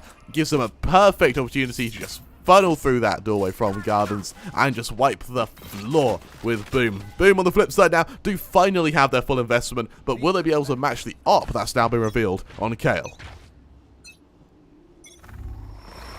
Luckily for Todak, no one going to meet Kale this early. No one will be suppressed by that KO knife either, so there's going to be the revelation that this area is pretty safe. Could this just be the cheeky plant in the corner for now? I think it's going to be the cheeky plant in the corner. Okay, and then the post plants, where do they go? Do they all play in A main or do they spread out is the question. Yep. All right, boys, we're leaving. We're done here. Yeah, there's a flank coming from Tabottle. That's really needed. Successful. Get to the LC. Wait. Are they just going to use their long-range utility here? Oh, they wrapped around their back. The Hunter's Fury, though. Maybe a touch premature. You still got 45 seconds to play with right here. Raduka takes a touch of damage, and so begins the defuse. This area is locked on down, and Kale just holds it. You know what? We'll just defuse behind our own Cosmic Divide. I think that while it was an interesting strat, it was... overall, it was a little bit ill-considered. Yeah, I suspect the thought process was you use the Hunter's Fury, you use the Gravity Wells, and then when Flipside gets there, you start to use his Disrupts. But that just didn't happen. It was just a really good reactionary counter divide, right? Yeah, really, really good reactionary counter divide. And I mean, for Flipside, wasn't much you could do there in that clutch. I mean, just caught out from Gardens. You kind of had to throw like a grenade at the last moment to hope it catches out a player. Fortunately, he won't be able to rest on his laurels today. Berserks pulls out the knives, one of the few ults left in circulation here. And luckily for Boom, I mean, mid, pretty much unguarded. Oh, Kale was walking it, hoping that they'd bait in someone by just taking the damage from that turret. Unfortunately, it's time to leave, boys and girls. However, you don't have any more dashes. Away goes your utility, courtesy of this, but still Aduka, you can't shut down the gun. This one's spring-operated, mate, and it seems like Todak have recaptured their ability for gunfights. Blaze takes the peak, and they just get taken down from 3 separate angles. Oh my goodness. Did they loot the operator? This is the Todak we know and love. This is the Todak we were expecting to see in this first map. Boom, they call for a timeout, understandably so, just to figure out what on earth is happening. Because these last couple of rounds, these have not been anywhere near as reminiscent as how Haven have been, and Todak, they've been dominant. Their retakes have been on point, their aggression has been working out for them. In short, every now and then we do see a Boom member get behind them, use the flank to catch out a player, but in the process they overextend. The counter aggression is what works for Todak, and their reactionary playstyle is working beautifully, and it shows. It's mirrored in the breach. Such a strong reactionary character that you've got those aftershocks, you've got those disrupts, and they are working beautifully. Judge Kremer, I put a case before thee. Go on. Has Aduka earned back the jet? Has he earned back the jet? Has jet privilege has been reinstated? I want to see Kale with the op, like properly with the op. Yeah, right now it's sort of prodding and probing. I want to see them actually attack him and see if he's able to sort of mimic the fullback kill that we've seen Aduka use. However, Aduka going 14-6, I would say he's earned back jet privileges. Up against a fiscal wall right now. Boom. Not familiar territory after that 13-2 we saw previously, and once again it's a rotation of defensive prowess. Aduka going to be playing on A in a default, a 3-2 split from the attackers. I really like how Todak are playing this defensive half there. They're sort of either focused on mid or B, and then they allow their rotations from A to be the ones who deal with whatever is in between. And it's really been catching out Boom quite significantly here. Gale sitting sort of in front of the smoke, hoping to find the odd player. Unfortunately, you won't be able to get him just yet, though. Unique usage of Hunter's Fury. Yeah, that's something. I don't quite know what the thought process was behind that. Maybe a fat finger? Yeah, I mean... Should change our keybinds to yours. Much harder to fat finger. It is really hard to fat finger P. I won't lie. It'd have hands the size of a colossus if that were the case, Berserks. Ready to get a little bit frisky here. Jump spotting at the moment. from Aduka if they see that jet. Will it be the gravity well of a smoke that is popped, however? In comes the barrage of utility, and so the smoke is given. Berserk tries to claim some space, and that is absolutely criminal. That's a report from me, boys and girls. Aduka taken on down by Berserks. And now JD trying their best to brawl out of this garden. The door is shut in their face, and the attempts to plant will be forthcoming. Kale hoping to use some of the penetration of those bullets to clear out hell for the moment, but they're unable to connect at this juncture. Still, Frostmine can walk around the back if they need to, but they need some speed because Predator, Blaze themselves, has already fallen. The KO is going to be forced to move. They're relieved of their position. Kale has used the knives to the best of their ability, and JD wraps around the back. The flank from the Killjoy did not get too much done there. And that retake means that this is already a successful half for Todak. Oh, Harry, I'm starting to worry a bit. Kale, he's looking pretty good on Jet. He's looking pretty tasty. I don't know if Duka's got his Jet privileges fully back yet, because Kale pulls out the knives, he drops down, death from above, 2 quick kills. It's all you need in a retake, and then he allows his teammates to finish the job. It's when you trade like that, it's when you have the confidence to just throw yourself onto the site. And the reason the Jet's so good at that is all crosshair displacement. He pulls that crosshair away from his teammates, and it means that for his teammates, it's just an easy follow-up. Perhaps when it comes to the Jet privileges, it's time to make like a 4-year-old and learn how to share Kremer. Berserks is leading a parade of sorts over towards B site, and they're going to be met with a close contact turret here on a very tight angle. Taken out already. Will this drag over JD is my question, because everyone else is leaving. Not too much gunfire has been shown so far. They forced out the Killjoy ultimate. Do they double down on this site afterwards then? I mean, that ultimate is still left with a minute to toy with as well, and there hasn't been much of a player rotation. They can wait out for smoke if they want to. Oh, that's a really nice ping. Patience could be their ally.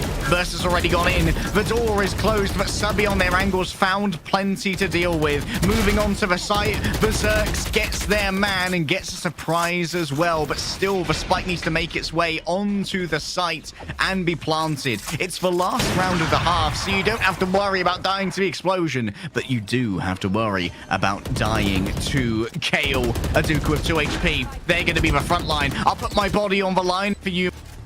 We need to charge down this area. We'll take it out by force if we have to. The Nova Pulse is laying on down. They're desperately looking, hoping to find that lockdown. It's JD who finds it, and Kale on Overwatch who manages to rack through Boom. 8-4 will be the final scoreline in this half. These retakes from Todak have been so strong. I mean, the last, I want to say, 3 or 4 retakes have all been almost without a casualty.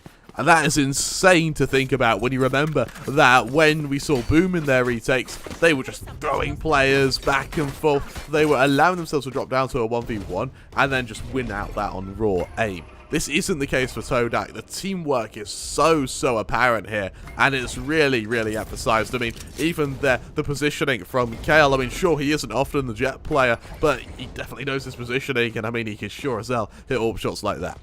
Flash line up. Flash line up from Flipsiders. And maybe a double peek off the back of this. You can see the double stars. This is going to be cool.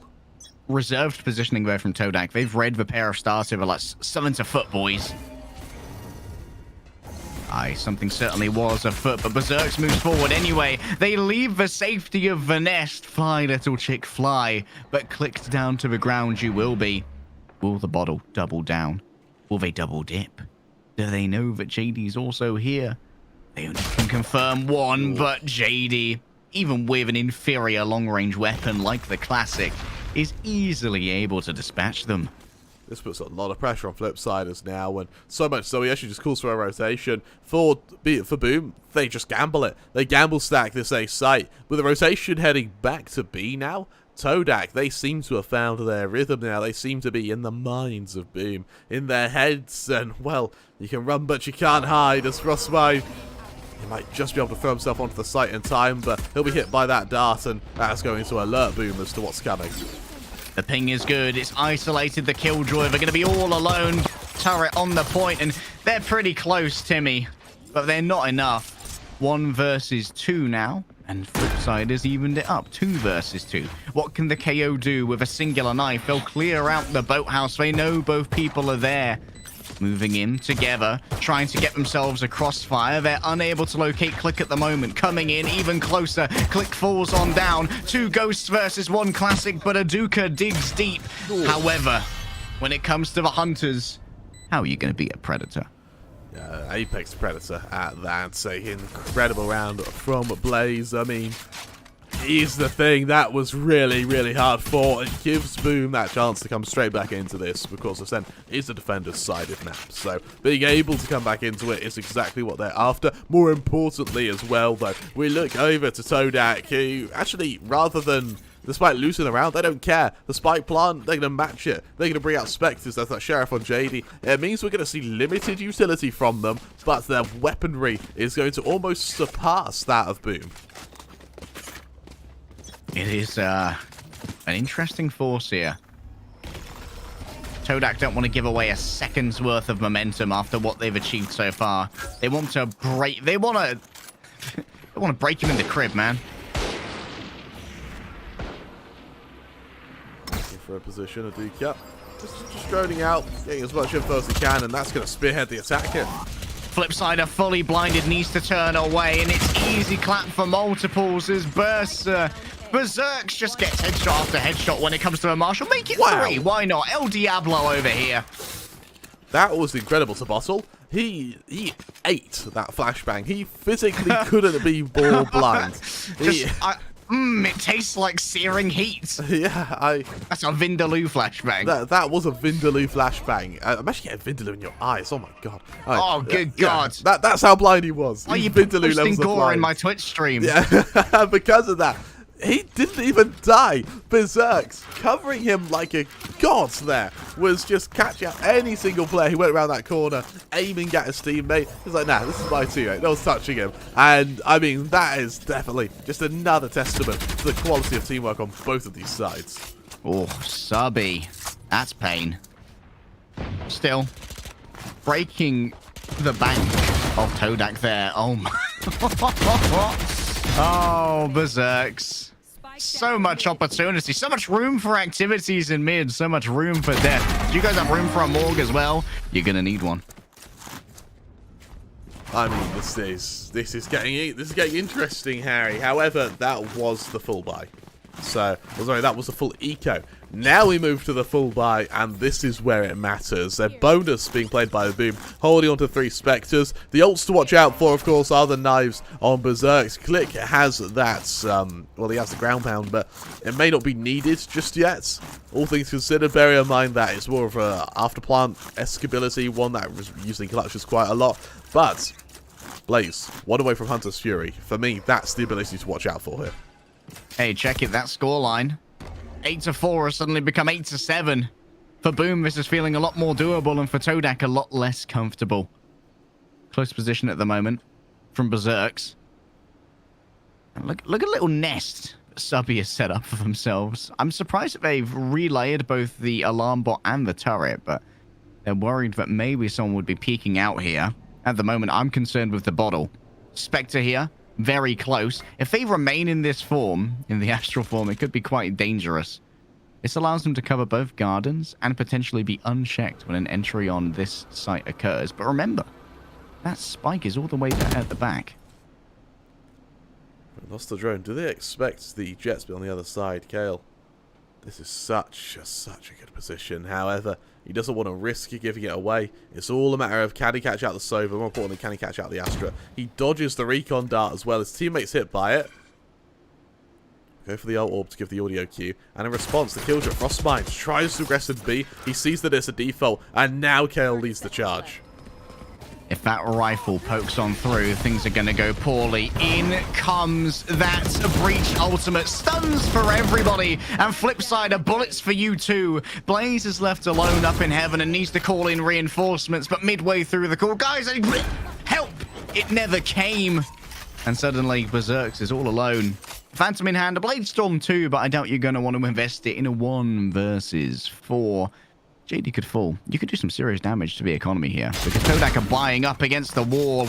Their position is now noted. You could get a fault line here, potentially a flash as well. You can see that the breach is set up to maybe make that happen. There's the spot coming through. They know exactly where Berserk's is, and well, just fire into the smokes, boys. We'll get him eventually. Do it by sheer force of bullets. What an execution from Todak. I mean, Gale, he seems to have embodied the idea of Jet, which is just to gun your way through the smoke, get into a position where you can fight, turn 180, and then start working your way through the defense. In this case, it's all accompanied by a plethora of utility that the disrupt from the breach. The breach ult instantly committed, sends them straight out of position, and from there on out, just the constant flashes from everything, essentially. They didn't stand a chance. A really, really strong round from Todak. They managed to once again exacerbate their lead. Just a touch. Interesting position here from Flipside. They've already been caught. Taking a little bit of damage. The knife is destroyed, but that does at least give away some presence in mid. Aduku is not about to allow any of that to continue going. Slow push for now. No one's caught out just yet, though, but the safe site is being besieged. Oh, that's a beautiful bit of damage by Kale. They love playing this off angle when it comes to A. Managing to sneak themselves into wine so many times, but at the moment, still non-committal. It feels like Todak is sort of moving into a rhythm where they will start burning this time, hoping that someone's going to overextend. Blaze here. They're playing within the smoke. If that dissipates, they could be in deep, deep trouble, and multiple people are going to be suppressed as well. Blaze is caught down. Berserks needs to get something done with this operator. They've already found one. Can they find a second? Click tries to make something work as down comes the Cosmic Divide, bisecting the site. That's one, and they fall like dominoes, one after the other, moving towards the bottle, and Berserk the pit. Finally, a redemption there for Boom, and the investment pays off. You're absolutely right. A solid round from Berserk there, and more importantly, it's off the back of a fairly one-sided loss. Showing the op reveals that, I mean, yeah, it reveals that Todak, the only way they're really going to be able to stop it is with an op of their own, unless they find a way to overwhelm Berserks. But as the Jets, I mean, good luck with that. For the most part, I'm interested as to, if not, Todak have the ability to, when they push through mid, and when they try and flank to a site, can they maybe leave someone in mid for the lurk? They did so on the pistol round, and it worked beautifully. However, over on B long, Berserk's starting to go aggressive here and take matters into his own hands. A reverse psychology here, maybe, hoping that people would think that, hey, they wanted to deter us from moving forward using this nano swarm. There's something there that they don't want us to see. No, they want you to look. Look at me. Look in my eyes while I hit you with the op. I mean, that's definitely a way to get an advantage. I think Berserk, he's going to peek off the back of the turrets. I would love to see that. He's just waiting for the perfect moment to strike. He's like a coiled python, Harry. Oh, this...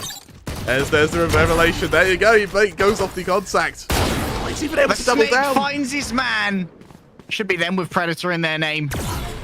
Berserks is unbreakable, unstoppable, unflappable. And oh my goodness, I think Click just weeded in his pants a little bit.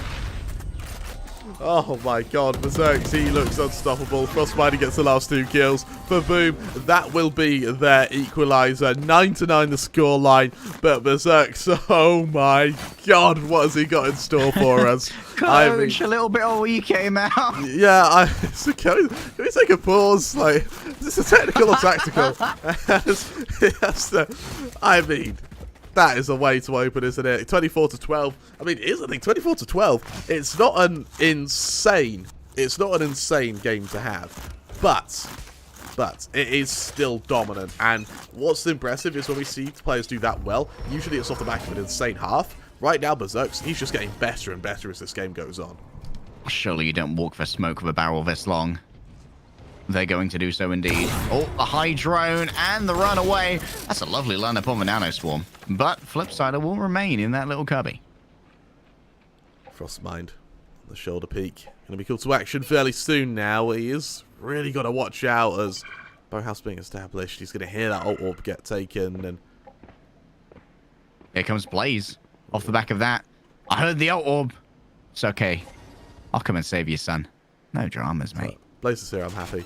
The real man has been tested. Maybe flip slider. The rotation back to mid. All of a sudden, this is the flank that we've been wanting to see from Todak. They avoided the knife, and that might be a false positive. However, this is about as clear a signal as you'll ever see.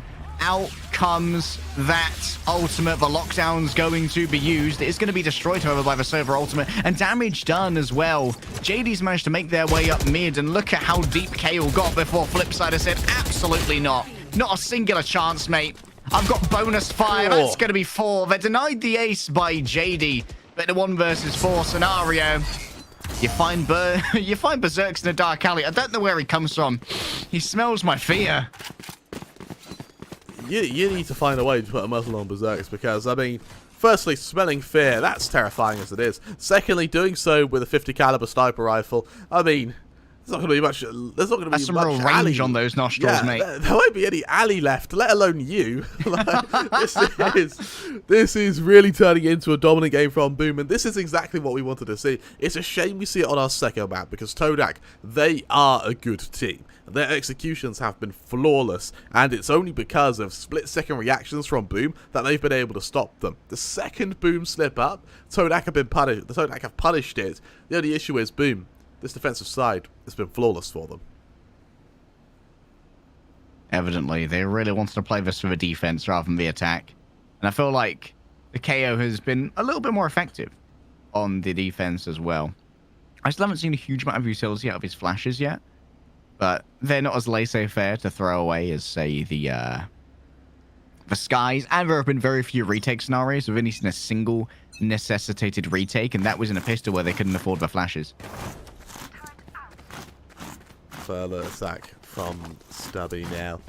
He's going to have to be this entryway, but here's the thing, when you trade rounds like this, you can't keep doing it, especially against opponents that are preventing you from getting a spike plant. It just has too much of an economic butterfly effect. And unfortunately for Todak, they have to drop down to Sheriff's, what must feel like a heart-wrenching moment. Oh, Kale, they were the hero. They had the knives, but they were also tied down to the ground. When gravity calls, it is you who answers. Moving up through Garden now, they want to remove Berserks from this angle, but they've got some backup in the form of Predator. That is a very early drone. Get out of there, but please, get out of there. It doesn't matter. I'll fight it anyway. Who even needs control of her own body? I've got a drone and a dream.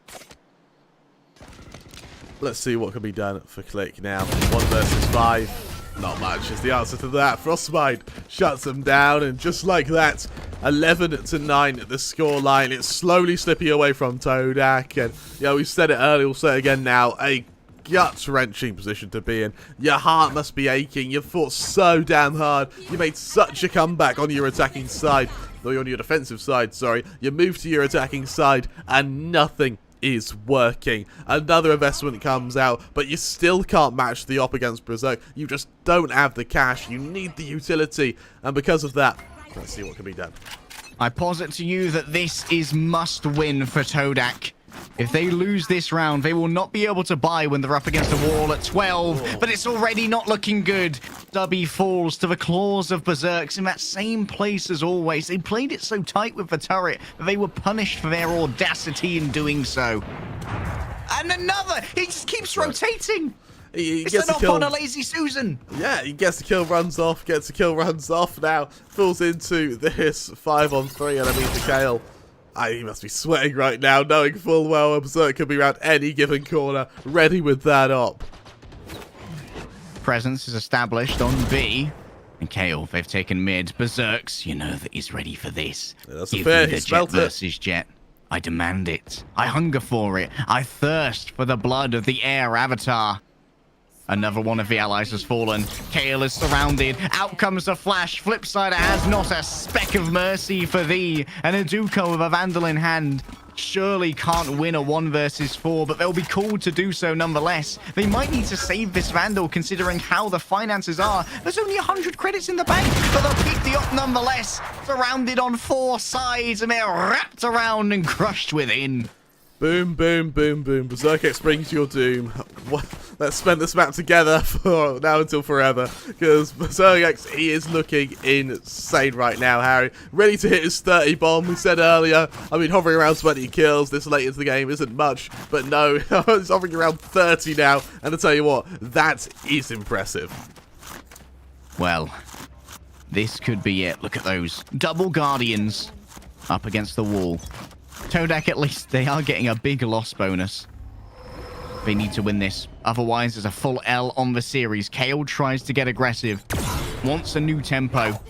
Going slow didn't work. Maybe going fast will. Instantly, they peek into here. Can they stop the bottle? They put down the door to try and isolate these players, but Berserks is meeting them at every single turn. I've got fresh knives for you, mate. I've got fresh bullets out the 50 cal.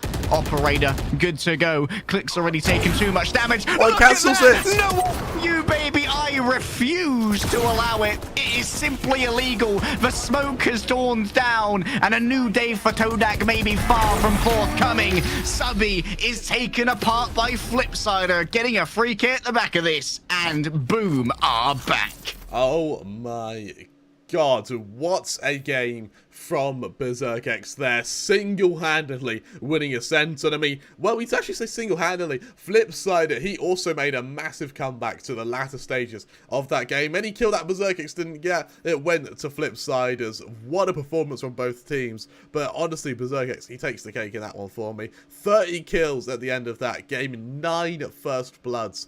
What a performance. That was so unlucky for Click, man. I mean, they should have been timing that smoke better, it's true. To be standing in the middle while you were channeling your ultimate. It was by it was less than a second, but DivisionX is just that quick. You won't out-time Berserks, it seems, at least. Not in this matchup. What a performance from Boom. Coming off that draw yesterday against Sharper. Are Boom the Titans we envisioned? Today, it seems the answer is yes. Well, ladies and gentlemen, that is all for Boom versus Todak, but the action doesn't stop there. Our next game will be DivisionX versus Louvre. Louvre, there you go, I have to remember how to say that. DivisionX versus Louvre. We'll be back in about 5-10 minutes with that game. Just if you do not want to miss it, don't go anywhere.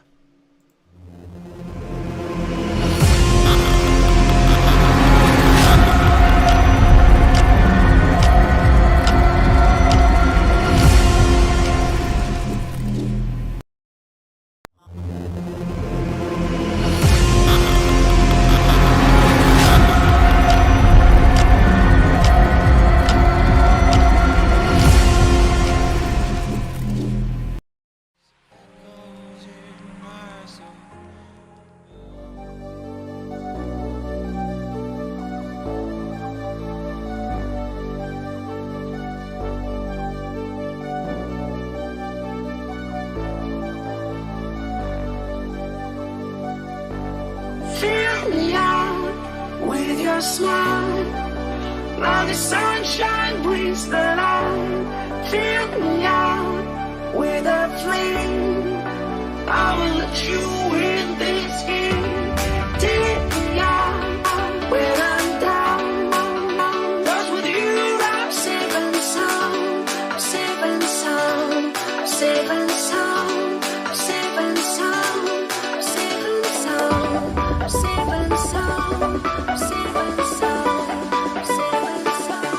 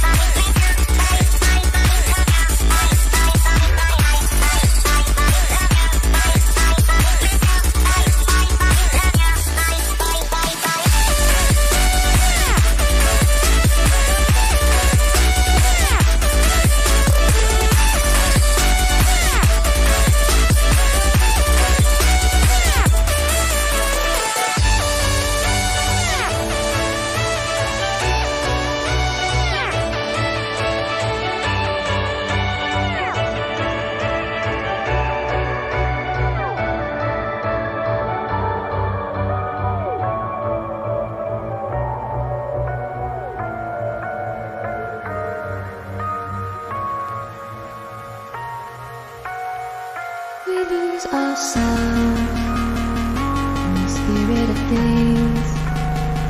We lose our sight when we put our trust in things of this material world, of things that fade away.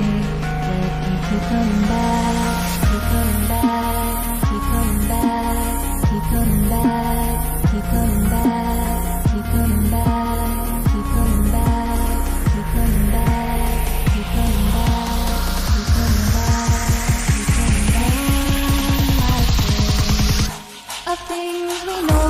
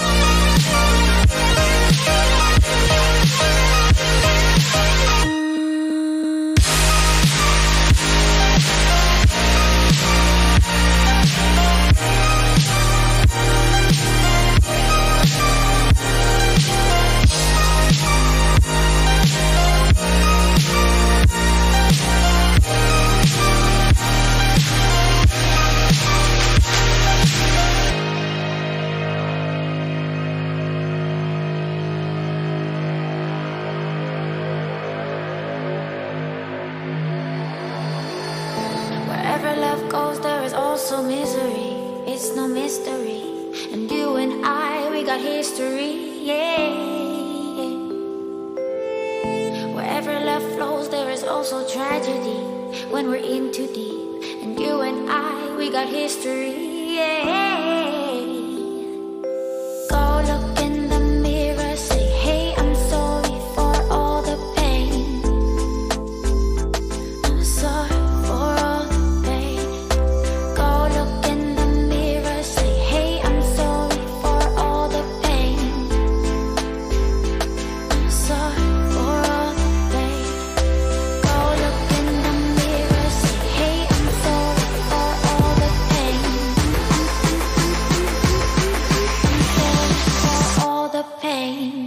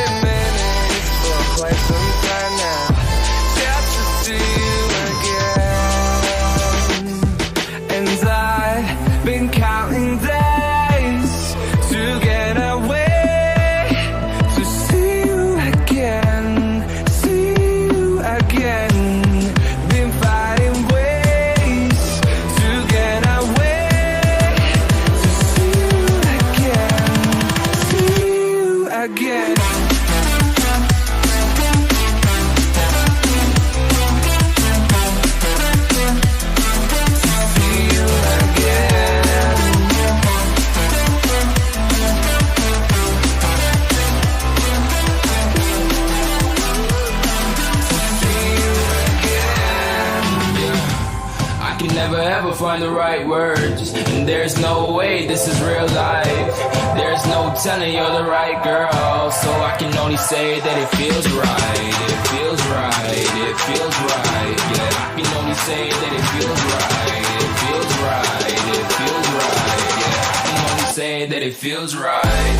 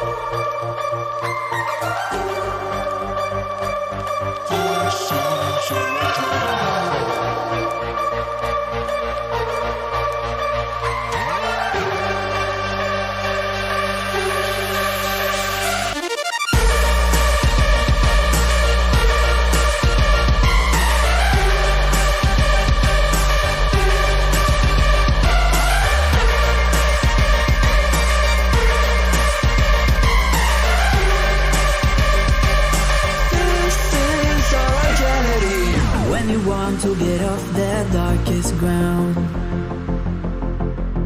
but gravity pulls you straight down. Earth from a bird's eye view. You should grow feathers and see this too. When you want to get off the darkest ground, but gravity pulls you straight down.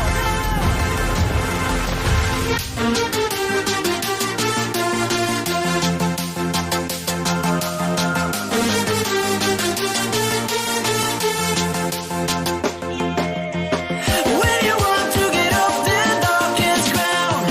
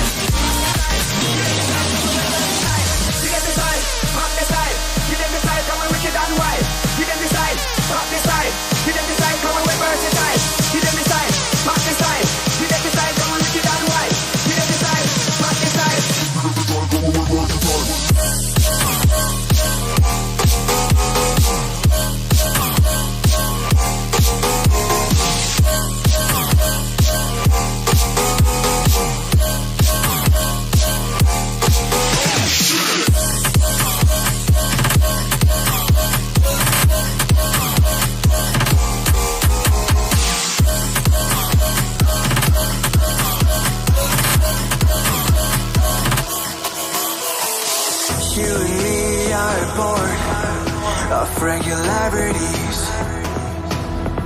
living all the dreams, playing all the games, and getting high on love. They can chase us down, but we will always win. Leading every dance, feeling every touch, and getting high on love. We're invincible. Trust in me. We're invincible.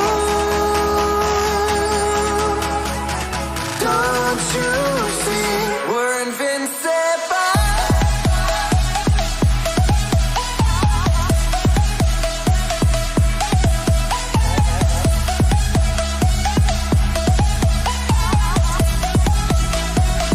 We're invincible.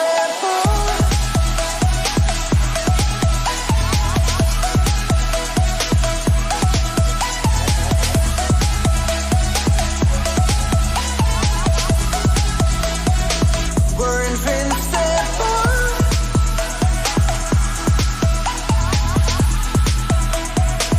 We're invincible.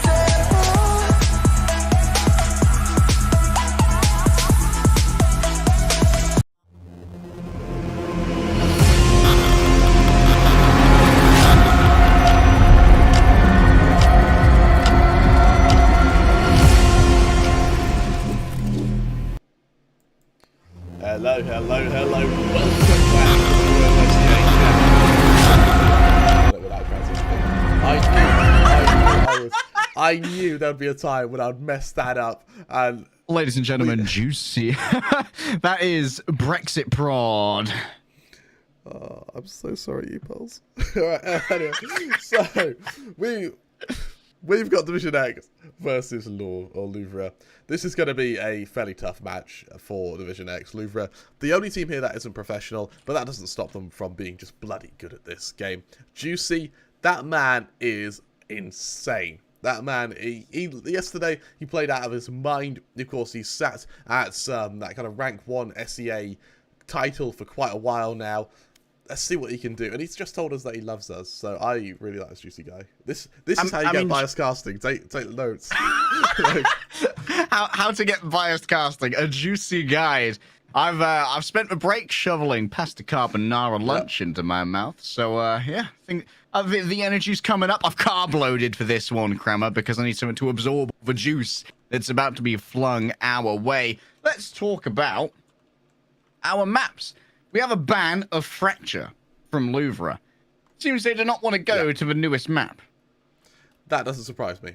Yesterday, that was a tough performance when we saw in the Boom game that usage of Fracture. I think that it became very apparent that Boom were using it as their pocket pick, and now everyone is now very aware of the fact that others could be playing Fracture. So that's become like the insta ban of everyone. I don't think Boom realised just how much of a butterfly effect picking Fracture has had for the entirety of this game. Remember, they've done it day 1 as well. I mean, it is like such a ripple effect, right? The second that someone picks Fracture as the map we're definitely going to, everyone's like, wait, we're not auto-banning this? I guess we're gonna spend our ban, boys. Get rid of Fracture early. DXG wants to get rid of Breeze, and that leaves us with a pick of Icebox from Louvre, which I think is pretty good for Louvre. They're pretty good at this map, over 70% win rate as far as I can remember. And DXG are taking us to Ascent. After a day of no Ascent, now we are having ubiquitous Ascent. We're making up for the lack of Ascent by doing double Ascent. And I quite like that. I mean, Ascent is a map which it really, really favors aggression. And yeah, that just makes games entertaining, doesn't it? You usually see, usually when we see skies, it is just constant control in both B and A main, just flashing and then methodically getting orb control. For the breaches that we're now seeing, it feels a lot more methodical using the aftershocks and the ults as more of a retake setup, which was very, very common. So I'm interested to see if that's what gets revealed here. More importantly, I'm interested to see, I mean, let's be honest, Juicy, he's the guy you want to watch out for, isn't he? He's like that flashy youngster that steps on the block, and you want to hate him because he's really good, but you just can't. Juicy, to me, seems like a prime target for poaching. So I think Louvre's our only amateur organization, right? I don't think they're an org. I think this is a placeholder name.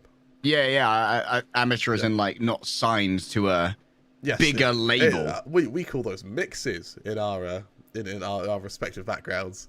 It is. I think it's just a mix who have played a couple of games together, got an idea of what to do, and because all of them are pro players, just not signed pro players, they all know what to do. So it's just a matter of getting a bit of synergy sorted, and then working from there. With that, though, we're moving to Icebox, ladies and gentlemen. Let's get the show on the road. Are we in marketing now by hyping up Louvre? How would we get these players signed? Yeah, it's just it would be like hype man. Just the background, like. I mean, I come from a tier 2 scene where I'm basically trying to sell players to Overwatch League. This is pretty familiar to me. Yeah, has it worked for you in the past? Yeah, it's gone pretty well actually. Right. I enjoy it. It's glamorous work, I'll tell you that. You get to show up on camera, scream about people being good at video games. We've got pretty cool jobs, Grammar. We do have a pretty cool job. I wish we were good at it. I mean, in theory, this is great, but like, we're not really doing it justice, are we? We will. Eventually we will. Please be patient with us. Remember, the scriptum of the Viper is yes, I can. DXG are actually here representing Vietnam, one of 2 organizations in the SEA the Royal SEA Challenge, alongside a Big Bam, who are in Group B. Big Bam, they got through open quals, didn't they? They really stocked their way to get here. Yeah, I feel like one of these Vietnamese teams made it through the end qualifier. And Louvre are here representing, I believe, Singapore. Yeah, they are. And we're looking at the Agent Select. Nothing here catches my eye. I think Sage on defense, very, very common, as opposed to the Killjoy, which has come out from Redco. Honestly, this is default stuff. We're not seeing them push the boat out. They're really trying to just stick to what they know, what they love, and more importantly, what they're good at. Sometimes comfort is the greatest asset that is available, Crema. We'll have to see if it will be DXG's comfort here. As, of course, this is the Louvre pick. And this means that DXG have chosen to defend first here on Icebox. It feels like, weirdly, Southeast Asia has kind of a love affair with Icebox. There are so many teams in our bracket that have Icebox as their most played, as well as one of their highest win rates. That is, I'm drawing data since June 2021.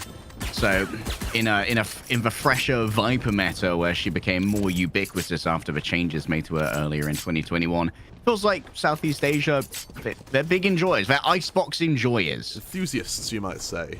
Yes. Yeah. We love a good enthusiast. And, I mean, why not? It's been a map that's been very entertaining for us. But what I really want to watch out for, what I'm really looking forward to, is this duel between Juicy and Jin. Both players have been formidable, and looks like it's going to go straight underway with a slow attack to A. We've seen Jin play a little bit more of the Reyna yesterday, actually. We've seen the duelists of DXG swap around because Nizzy was playing a touch more of the Jet, but now it's going to be Jin who takes up that. Both the duelists, as is regular, are going to be defending A, and they do have the help of a Viper wall to do so. And that means that both of the Sentinels can place themselves down on B. There's likely a one-way smoke set up towards the end of the B long on top of those crates. Orgies reveals himself by destroying that arrow. Icy, though, call to action now on the lurking members of this B site. Look at the rotation. It's going to be a straight hit to B now. Icy, he needs to be called to action. He needs, yes I can, to support him on this desperately. Icy, the danger man, point man, in fact, a safe claiming of that area. And Redco already going for the plant. This is incredibly ballsy. They are going to be given the vulnerable courtesy of a snake bite, and that means that a single headshot is more than enough to take down the wayward Killjoy. And still, think about the potential now. The Sage Wall is no longer available for Heisey, though, and that's going to make this retake a touch more difficult. A tap here might force out some movement. They need to clear around the back of Yellow. Darion has proven themselves to be quite the duelist, but Nizzy is slightly more dangerous. Flaring faces down both Jin and Nizzy, and unfortunately for them, the double duelist take it over. Yeah, back and forth, then the Ghosts, they reign supreme, just one aim duel at a time, and in the case of both Jin and Nizzy, it's a quick clean-up. They take the pistol round. However, with the spike plant, the option for Louvre now becomes, do you want a full spike? Do you want to try and catch him off guard? I mean, it's looking fairly common to go for full spikes now, off the back of a spike plant, and while sometimes it's not quite meta, but it's certainly not uncommon to see it. And for Darion, bring out that Bulldog, I think that sort of shows where their intentions lie. A really, really aim-heavy round now coming out as they prepare, this time a hit to A. Eyes on Darion for me. The ADS of this Bulldog, some nice little triple bursts could open this up. They've seen where Jin is. However, they're hip firing, and the hip fire is good enough. Extra health going to be given over by a pair of Devours. Both of the duelists have fallen for the defenders, and so too has Attacker 1. And now only the Sentinel remains alongside the Viper. Darion trying their best. Taking a double peek keeps this nice and spicy. And it seems like Louvre are keen to regain control here. Only the Viper remains, and they're easily dispatched. That's the strength of having a full bite off the back of a spike plant. And what I quite like, actually, from Darion in particular, is his teammates, they go for kind of close-range weapons. Stingers, we saw a few Spectres here or there. There was one Sheriff for the long-range duel against a Marshal, but the main firepower came from Darion with that Bulldog. He gets the first kill, he keeps pushing, goes for the high ground, and just to harass every member of DXG, purely so his team can get closer and closer, allowing their SMGs to do more damage. The amount of space he made with that single rifle allowed for a monumental hit to the safe site. For now, in response, a force buy of DXG in kind to try and beat them at their own game. A mixed and piecemeal buy means that Juicy is forced to move away from that Guardian duel after taking too much damage. Nizzy, they're so accurate, but they're overwhelmed by sheer volume of bullets. The mass coming their way drove through them and made it too difficult to survive. Jin, afflicted with the vulnerable, is taken out by flaring. In the forced movement afterwards, you force their hand and you'll force their feet as well. The plant will be forthcoming here. It's given over to Lena, and that means that they're moving ever closer towards that Hunter's Fury. Swarm grenades have been put in place, and Redco waiting for a swing here. Already, though, Attacker 1 has fallen on down, coming in. The back flaring got a sight line to play with, and that's where the Vandal shines, baby. Shine it does. 2-1, they now take the lead. Louvre recovering from that, stumbling the pistol round beautifully. More importantly, beating the force buy of DXG means they're down to pistols. It gives you that cash injection you oh so desperately need. And they're actually going into this with... This is surprising, Louvre, a team that don't mind buying Bulldogs. Very, very uncommon to see this rifle used nowadays. People seem to just prefer the Spectre than use your utility to get to a close angle anyway. But for the most part, the Bulldog, I mean, Icebox is the map for it. There are quite a few long-range fights to take. But yes, I can. Let's see if he can. As it's just a 5-man commitment to be. There's very bread and butter Valorant right now. Go as 5, go to a site, try and take the site, and plant and win. Retake is not ideal right now for Jin. With a shorty in hand, I think it's fair to say. Unideal. Heisey going down as well. Not the best. Yes, I can. Moves through that wall and slams into it as if it were made from bricks itself. This looks like it is going to be flawless. Oh, last player. Lizzie. Flank coming from the Killjoy. Redco. Quick execution. What in the name of all that is holy is Redco's crosshair? 1 sec, I'm going to make myself an inspection here. Where are you? What is that? That... when they're in the box. I'm boxing them in, boy. Oh, it's his no-no square. If you're in the no-no square, you die. Yeah, that is a no-no square wherever I've seen it. Louvre, they have these really wacky crosshairs. It's insane to me how these are some of the best namers we've seen in the tournament, and they're doing it on these like botched like amalgamations on their screen. Nah, man, that's an artisanal crosshair. Only the best aimers can work with those. Have you seen the smiley face before? The smiley face crosshair is kind of popular, and it's terrible. It doesn't even have a good central point. I don't think you need to preface that it's terrible. Like, it's just, have you seen the smiley face crosshair? Too much of a purist there, Kramer. You think because you've cast TAC FPS for 3 years that you know these things? Out comes the Empress from Duryon. They are keen to just get this going, and already Nizzy has proven themselves to be a victim. An easy bit of devouring is going to refill the health of Duryon, but still there has been no plant yet. So Duryon's going to hold this alone as everyone comes in to try and fight them. The spike's leaving towards A, but I've just got my eyes here on the Empress with little health remaining and plenty of people looking their way. They've been spotted out by Yes I Can. How long can they play their life for here? It's going to be only Jin who continues to be alive with the operator alone on A. That's the spike. That's a lovely little flick right there. The spike has been denied. Placed again. Redco going to look to get the plant done as Jin walks the catwalk. You can walk the walk, but can you talk the talk? This up was made for shooting, and that's just what it will stop doing. As Yes I Can lines up one head. Can they find another? Redco will be the next challenger. But Yes I Can is all alone. In a 1 versus 3, all my friends are dead. Can he revenge them, though? All his friends are dead. Well, what does he do about it? I think he's going to be quickly cleaned up by Redco. Wonderful little pickup there. Redco, nice game sense to realise Yes I Can could have shifted back to heaven to try and get a pick. We move into our 6th round, and honestly, this is starting to look pretty strong for Louvre. They don't have the ult advantage, though. We do have knives, we have the Viper's Spit, we have Empress ready to be used by Nizzy. We saw the expenditure of Empress last round by Duryon to sell the fake on B. However, with Flaring Water away from bringing his own up, if they can go for the orb control on A, then we should see a 3-on-3 ult split, which is looking relatively even. The op buy was disabled, and so now it's back to the eco. This could be 5-1 to Louvre.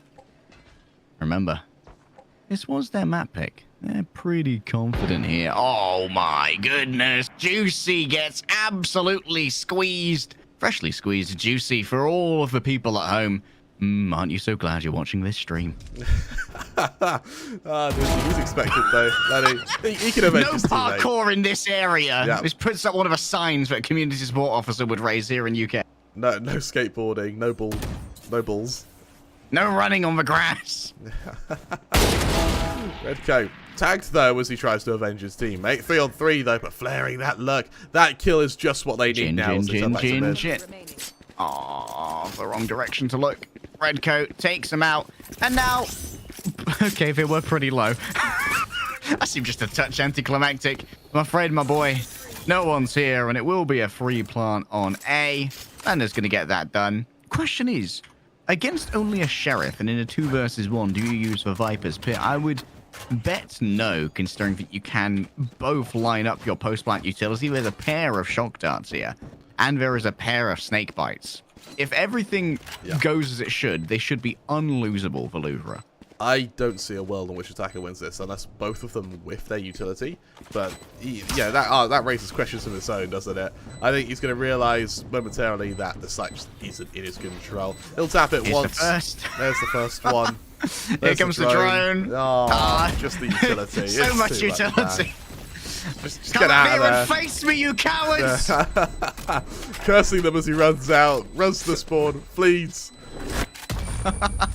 It's a looted weapon at least. Attacker 1 is going to walk away with a consolation prize at least. But you're going to need more than consolation to come back from this 5-1 deficit. Yeah, this is starting to become quite a scary gap. I mean, kind of 4 or 5 rounds is the furthest you can be apart, with the half still being recoverable. At this stage, they're struggling to hit it. Is this a double op setup? That's a double op. One on each versus duelist, the one on Odin of each Juicy. site. What is the investment this round? I'm happy to see the Odin, but there we go. They put one of the ops away. Behave yourself, DXG. He puts his Odin away as well. They're messing with our hearts, Harry.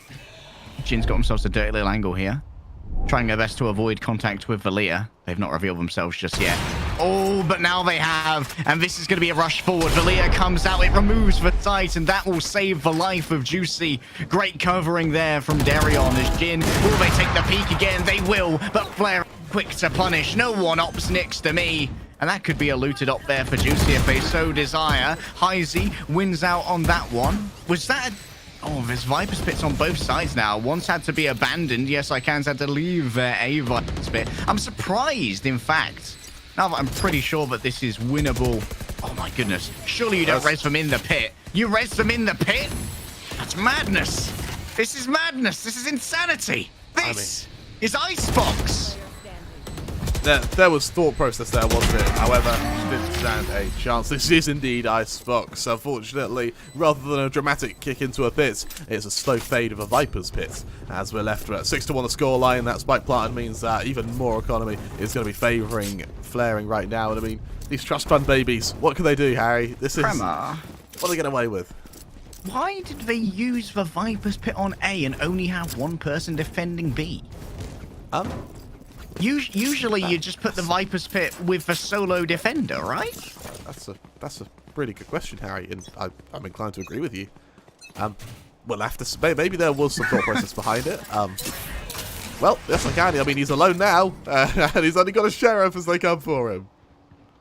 Question marks. Yes, I can. How many heads can you collect, bud? I know that you're capable of clicking at least a few. Out comes Valia. They've hid from utility so far. Will they be able to swing on Darion? They will. They crouch under the first shot, but the second will connect. Ooh. Flaring taken down.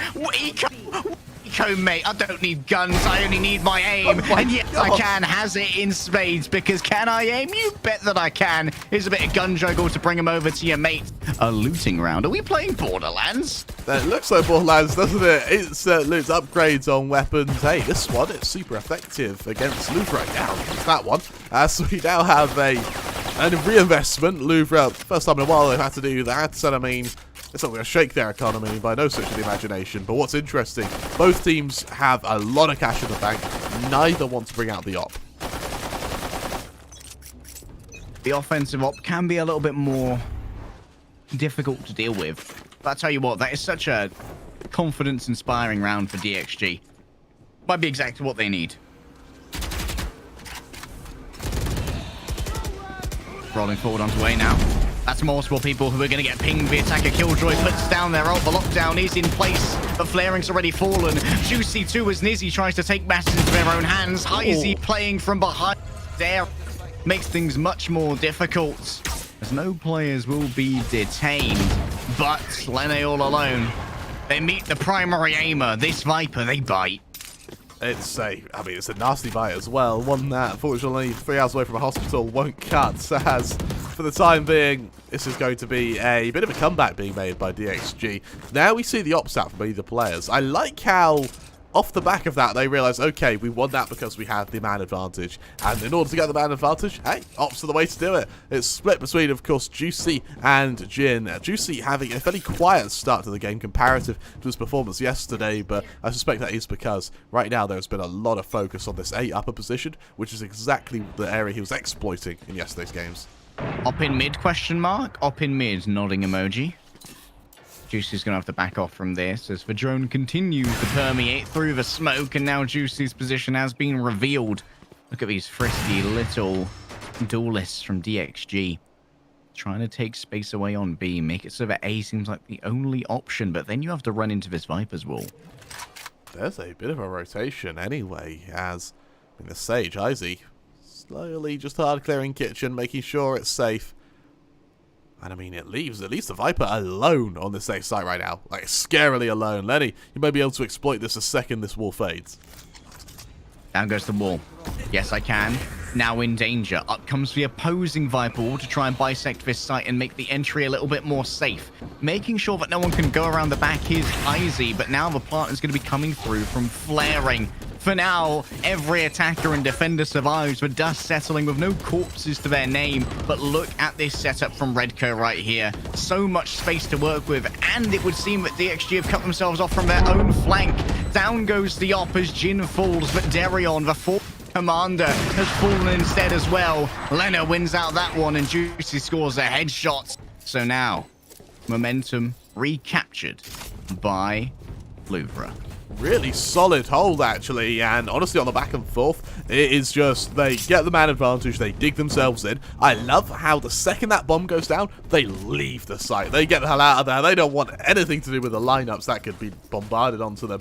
Instead, they hold these wide angles with the ops. They have one person in the backline, just in case, in the form of, I believe it was Darion, and he just tore through him. One kill was great, two was even better, but it wasn't needed because the second they swung, they were swinging into players who already knew they were coming. Yeah, Darion was for Vanguard there. Yes, I can. Needs to try and avoid being tracked here. They're going to tag out with their own Sova. They will be able to identify Juicy here, but is taken away in terms of their sight by that Leah. So well timed means that Juicy is still undiscovered. An attempt to stop the plant. It combines the shock dart with the Viper's bite. That is the vulnerable making double damage happen. That stops the plant. 4 versus 3 now. Darion's been revealed. Yes, I can. Needs to make this work, and it's starting off well for them. 3 versus 3. Suddenly, this is even, but can you get past the juice? The spike has been revealed within the tendril. And now, Yes, I Can has claimed this space as Redco has made sure they stand alone. Juicy going to be swung upon. That's the first. Then is the second snake bite. Can they find Redco? That's a great position that Redco's found. This snake bite here makes defusing almost impossible, and leaving this pit to be done. Redco just ventures into the pit, puts on their floaties, puts on their swimming goggles, and goes for a dive. He'll be pretty happy with it, wouldn't he? He's seen a very, very solid opening there. And as mentioned before, Louvre, they have this really strong way of playing retakes where they get a bomb plant and they just exodus the site. We saw from the Viper there, lineups were in hand. I mean, that round, even if the Viper just delayed the snake bites by a couple of seconds, they'd have ended up winning the round purely on time bought alone. The bomb would have just gone off. So a really, really strong way to play this A-site retake. More importantly, it means that for DXG, if they don't kill people in the initial site take, then they're on the back foot instantly. An interesting early snake bite there, coming through from flaring. Not going to be available in a post plant. And Lizzie. Oh, they like this space. Give me some space. I love it. It's tasty. It tastes of uncharted waters, does it? He is really going to catch out a player here. And this flaring has some insane map awareness. That's what they wanted, but Juicy, no, mate. You don't get to keep that. I refuse to allow it. The next point of contact will be Jin, forced to retreat, and they're going to be backed up by Heisey, who grabs on for themselves. Jin's going mad.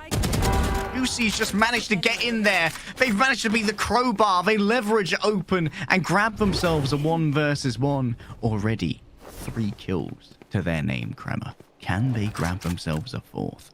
Will he be heard? Would he be hurt by Yes, I Can? Oh, this is perfect. They both... Oh my goodness! Can I beat Juicy? Can I grab a weapon? Yes, I can. I mean, yes, they can. It definitely gives them the round. It gives them, more importantly, a glimmer of hope moving into this next half. But here's the thing, Juicy, that was a 1 versus 3 for him. He'd already killed his 2 teammates. He'd made sure that the confidence was still there, and rather than it being a disappointing round, it's an exciting round because they went, oh, we almost won that. That could have been our 9th of the first half. Instead, though, actually, they moved to their attacking side. This is a shorty out on Lizzie, something we rarely see. Same for a Frenzy on that, even double Frenzy. They can't make up their mind, Harry, but both guns are unorthodox to see. One of the things we've got to remember about the Frenzy, biggest limiting factor of a Frenzy is definitely its clip size. Yeah. You can run out of ammo pretty easily on this gun. Look at this already. Juicy just moves on forward. Mate, I'll have all the space. Give it to me. That's 3 pings, and that's an easy headshot. Juicy's already put this Sage on notice. They have to expend their heal to bring themselves back into the fight. And so the frenzy bullets will ring out. Trying to find these close angles is going to be imperative for so many members, but Juicy's already found one. Nizzy begins to rack on through. The reload comes, so too does the Devour, but they drown in a hail of bullets. Yes, I Can is always the one you rely upon. And they will get themselves a pair of frags here. And suddenly, Flaring is all alone. To his credit, both the Viper and the Jets are fairly low on HP. This is very winnable. Yeah, very winnable indeed. But he needs a kill, he needs it quickly. We don't have any utilities to make this work, though. The Poison Orb is in place at the end of B long, as is the wall. Jin's going to take first contact. That's a good headshot. Not too much lost here as well. Yes, I Can. The timing is so good to have moved off of that rope. They haven't been seen. They were unaware that their timing was so good, but that's fine. You get the frag in the end, and I'll tell you what, Yes, I Can. What a series they are having already. This Vietnamese prodigy is definitely showing themselves to be quite the Chad.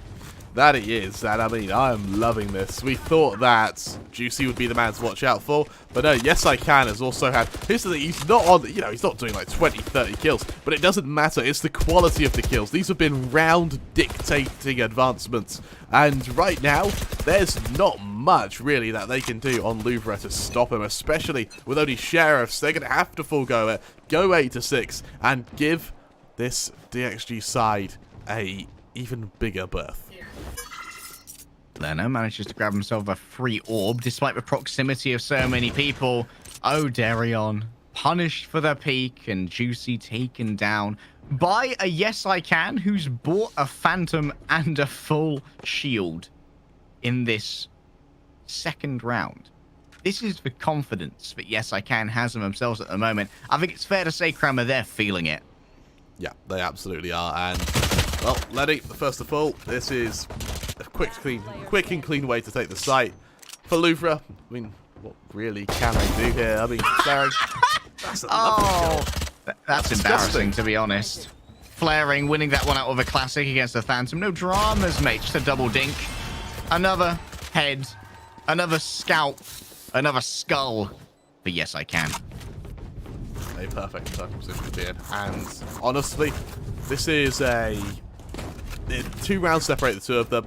I worry that this may be DXG's comeback. Bear in mind, this was Louvre's map pick, wasn't it? I do believe so. Let me roll in and check. It was indeed Louvre's map pick. Yeah, so this is a... You don't want DXG winning this. Bear in mind that they are a very, very confident side. And honestly, if we actually see DXG take this momentum, we may very well see him take this 2-0, which feels weird to say considering how strong Louvre were yesterday. Oh, Juicy aiming down B long. It's a Vandal's paradise, and there are 2 at the end of it. What can Juicy do? They need to activate, but already they're down to 37 HP. They need backup in the form of a Sage. But there isn't one on the team. There is no healing. 12 HP remains. Oh, the juice is freshly squeezed. And it's just the husk of orange right now that's hanging on. Going up against the knives. That's 1. Juicy's already been able to trade out their life. That's value. They've removed the Blade Storm, Kremer. He needs something to get away, right? There's no way he can. He needs another kill just to get his dash. Unfortunately, look at the sight lines wrapping around yellow. They can't push him, though. No, pushing would be too dangerous. The spike is here on this side. There's a default happening at the moment, and they're calling in reinforcements. The Viper's going to join them. The Sage will foray up through mid, where they're going to meet. Juicy takes another swing. Oh, my God. So they're just burning so much of their time. They're so scared of the juice.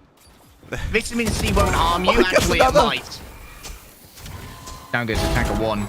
And now it's down to Darion to make it work, but Heiseys are wizard when it comes to the Spectre. Still an advantage when it comes to the vendors, when it comes to the numbers, and all said and done. How do you get that while still planting this? You're a bit of a magician. Now it's down to a 1 versus 1. Empress is available, but doesn't really have any value in this context. The invisibility you'd get off of a dismiss doesn't matter when you can't. When if you'd kill them, you win anyway. It's all about timing now. There's no need to force a duel.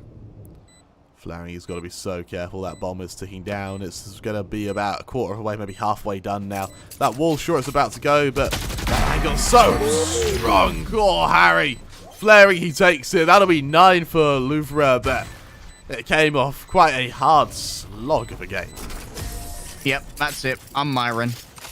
That's some pretty good aim right there. Flaring's going to walk away with the only rifle, though, and it's economic woes for the boys on Louvre. Meanwhile, that was almost a bonus.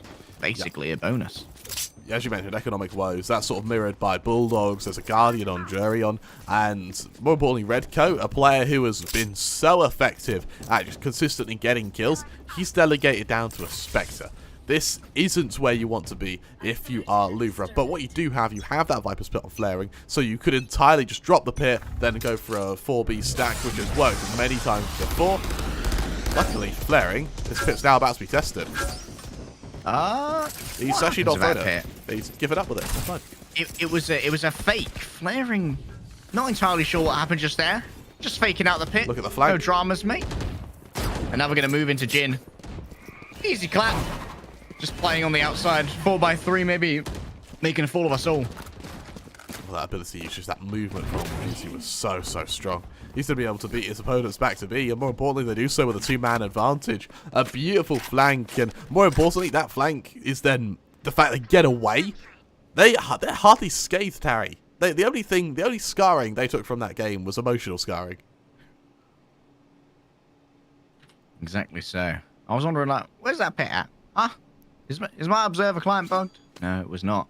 Nizzy, you need to go big here. 3 versus 5 is certainly doable, but it requires a hero. And will it be the Rainer?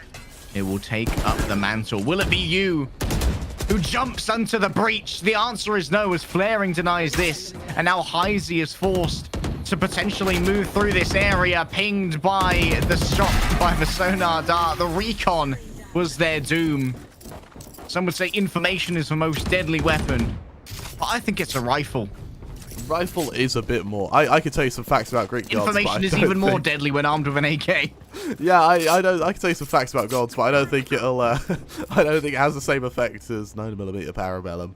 As for Flaring, this is going to be a. Maybe this time he expends the. I mean, this time there is the counter pit available. But the only thing he really achieved last time by doing that is breaking our HUD. That's true. Any HUD breakers? Yeah, any HUD breakers in chat. Oh, is it real? Is it real? There it is. That is very real now. No more pranks. Just a prank, bro. Just a prank pit. No need to get mad. Attacker tries their luck with just a couple of blind shots, but now they know that A is a lot less appetizing. Not ready to come.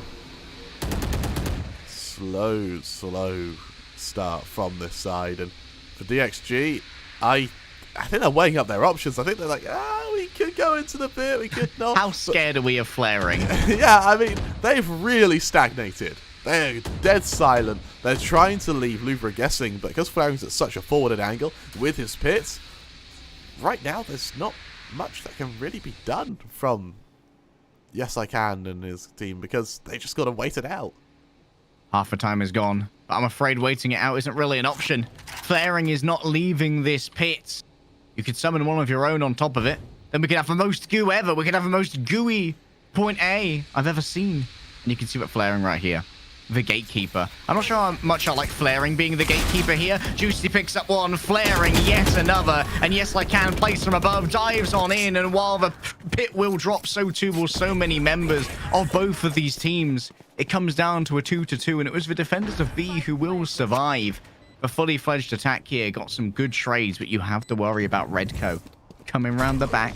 Spectre in hand. They could even upgrade to a Phantom here if they so desire, but they'll leave it on the floor. They don't want to reveal their presence, because instead it's much more effective to just get the drop on attacker 1. It comes down to versus 1. The Empress may well have spotted them. 8 bullets in the chamber. It needs to be a good spray, but it simply is not, as Nizzy claims that one in a clutch. He doesn't need 8 bullets, he only needs 1, Harry. Nizzy, he ruins the Killjoy. and he brings his team 7. Incredible around there, and that was exactly how you beat a Viper Spear. They saw it there, they went completely silent, and then they just, rather than sort of tentatively dipping their toe into the gas, they just flung themselves into it, and they just overwhelmed Flaring. While he does get one, it's once the trades come in, they actually come out on top, purely because they get a spike plant, as well as finishing off the Sova as well. Ult usage means that we're going to see Attacker and Heisey get their ults this round as well. Juicy. Hold up. Juicy's had enough though. Oh, my another. God! Juicy, the juice might well be loose at this moment. They're reinforced with the racking tendrils of the Hunter's Fury. Attacker 1 has fallen down. Eco, they say. We have what we need. Lena grabs another. Juicy looks for the last. They've found Jin. Lord. And, well, I know you've all been waiting for it. The juice is loose. It is very much loose, and I actually don't even know what to say. That is, just as we're talking about where you got options about ult usage and all of that, no, just Juicy. There will be no weighing. The scales are disabled. Yeah, the scales have got holes in them from Juicy's knives. He's just throwing them about like a madman. This is, this is just an incredible way to play, isn't it? And I mean, he was quick there. The movement is what really gets in that first kill. But now, there are still 3 ults to use on DXG. Honestly, though, I don't know if they'll have the same success as his aforementioned knives. Yes, I can. Classic in hand up against a pair of duelists with Vandals. I think it's fair to say they're not favoured here. We'll give it a peek. Oh, and, yep, there he goes. Unlucky. Oh, however, forcing Flaring out of that location meant that Nizzy got headshot. That's a lootable weapon. A resurrection onto Jin. They're going to double down on the eco. I can't quite believe it here. Down goes. Wait, what? Nizzy doesn't take the shot. You got to take the shot. Take out the kid. 6 bullets left in the chamber. Can Nizzy do it? It needs to be clean. The wall comes up. This will give Nizzy just a brief reprieve. Time to get things together. A little lob there. On the nanoswarm. I'm not quite sure how appropriate it is. Heisey is taken out themselves. And the defender Killjoy is going to be difficult to deal with unless Nizzy just does a little bit of parkour. Oh my goodness. Is this Assassin's Creed? That was incredible. First Juicy, now Nizzy. They're just dancing around killing people. This isn't tactical in any way, shape or form, Harry. This is unfiltered, uncategorized, indiscriminate murder. We're left with a rifle investment on either side. No op yet from at all from Louvre on their defensive side, but it's not been needed. They've been using their rifles. They're still in the lead, but with only 3 rounds separating them, and with no money in either team's bank, this could go either way. This is imperative. Louvre want that guarantee of overtime. An aggressive position here from Juicy. Upon seeing that ping, will they move forward? And when this Viper's wall drops here, will Nizzy take the peak? They have both Leas to work with. Darion up top, Flaring, spotting for now. There's the jump. Will Darion drop and try and get some surprise? Flaring's already fallen, but they don't expect the second. No one expects the Vampiric Cavalry. And it's going to be even trades here on long. But Darion gets away from all of this, extricates himself to safety behind yellow. Safety is subjective, isn't it? He's still fighting. He's even seen one of these members now. Jin needs to be so careful. Jin goes over to the other direction. We need to see the double peek from attack, but actually, who cares? Jin just aims a little bit better, and that opens up the B side potentially. This gives more room, but Attacker 1 gets ahead of themselves. While that ult orb was being claimed, there was no chance for a trade, and some might call it a foolhardy peek, but it has at least dragged everyone over to B, while the spike is just merrily waddling its way down to A. 3 on 3 now, about as even as it gets. Lenny, the man to try and stop this attack. Should be alerted pretty quickly. Oh, that's a clean kill to open. That's a beautiful start right there. No need to reload after that. Down. Oh, yeah, about that pit. It looks so flaccid. Oh, speaking of which, when it comes to aim, Izzy's not going to be able to redeem themselves from that one. Oh, he's just up and never mind. It's okay. Happens to a lot of guys your age. Yeah, do you suffer from a flaccid Viper's do you suffer from a flat Viper's bit? Maybe you should consider casting in safety. Do you need help getting it up? Well, We're so fired. Yep, absolutely. We recommend cover. Flary very much alone on this B site, and with no pit to be seen at all. Jin, he's ready to use knives of his own. Let's see if he can do a juicy and just kill everyone with them. I'm ready for some juicy vibes, but will Jin give them to me? I'm here sipping on gin and juice, and that's how I like it as a caster. Darion gets themselves an elevated position, and that's enough to hit enough body shots. Nizzy's down as well. The duelists have fallen. It's down to the support staff to try and make this work. The wall has been racked through, and still there is no plant to speak of. Double peak breaks Heisey and puts the spike on the floor.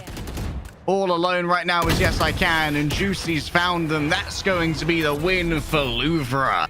A really, really solid game there, and honestly, that game for me was the 1v1 between Juicy, and rather than it being against Jin, well, I think Jin had quite a bit of impact. It wasn't until the kind of the ending stages he did. It was a duel between Juicy and Nizzy. Both players played so damn well, and Nizzy, he was doing acrobatics just as much as if he was a Jet. We saw him diving atop of stage walls, shutting down Killjoy ults, and really just trying to wreak havoc on the Louvre attack. That was a pretty interesting map, Crummer, even though it's the last one we ever cast, given our commentary about the Viper's bit. Yeah, I think a worse ways to go. We're going to go figure out if we're fired during this break. Yeah, that's the plan at least. We're going to be bringing map 2 momentarily. I believe it's Ascent, so you guys can look forward to that. However, we'll be back fairly shortly. Don't go anywhere. We'll be about 5-10 minutes before the next one. Stay tuned.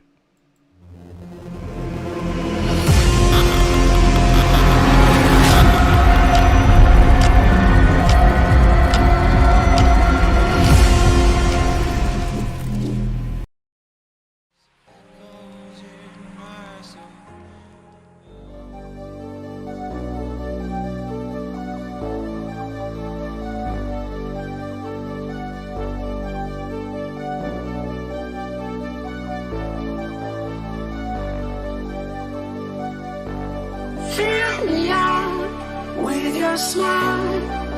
Now the sunshine brings the light. Fill me out with a flame.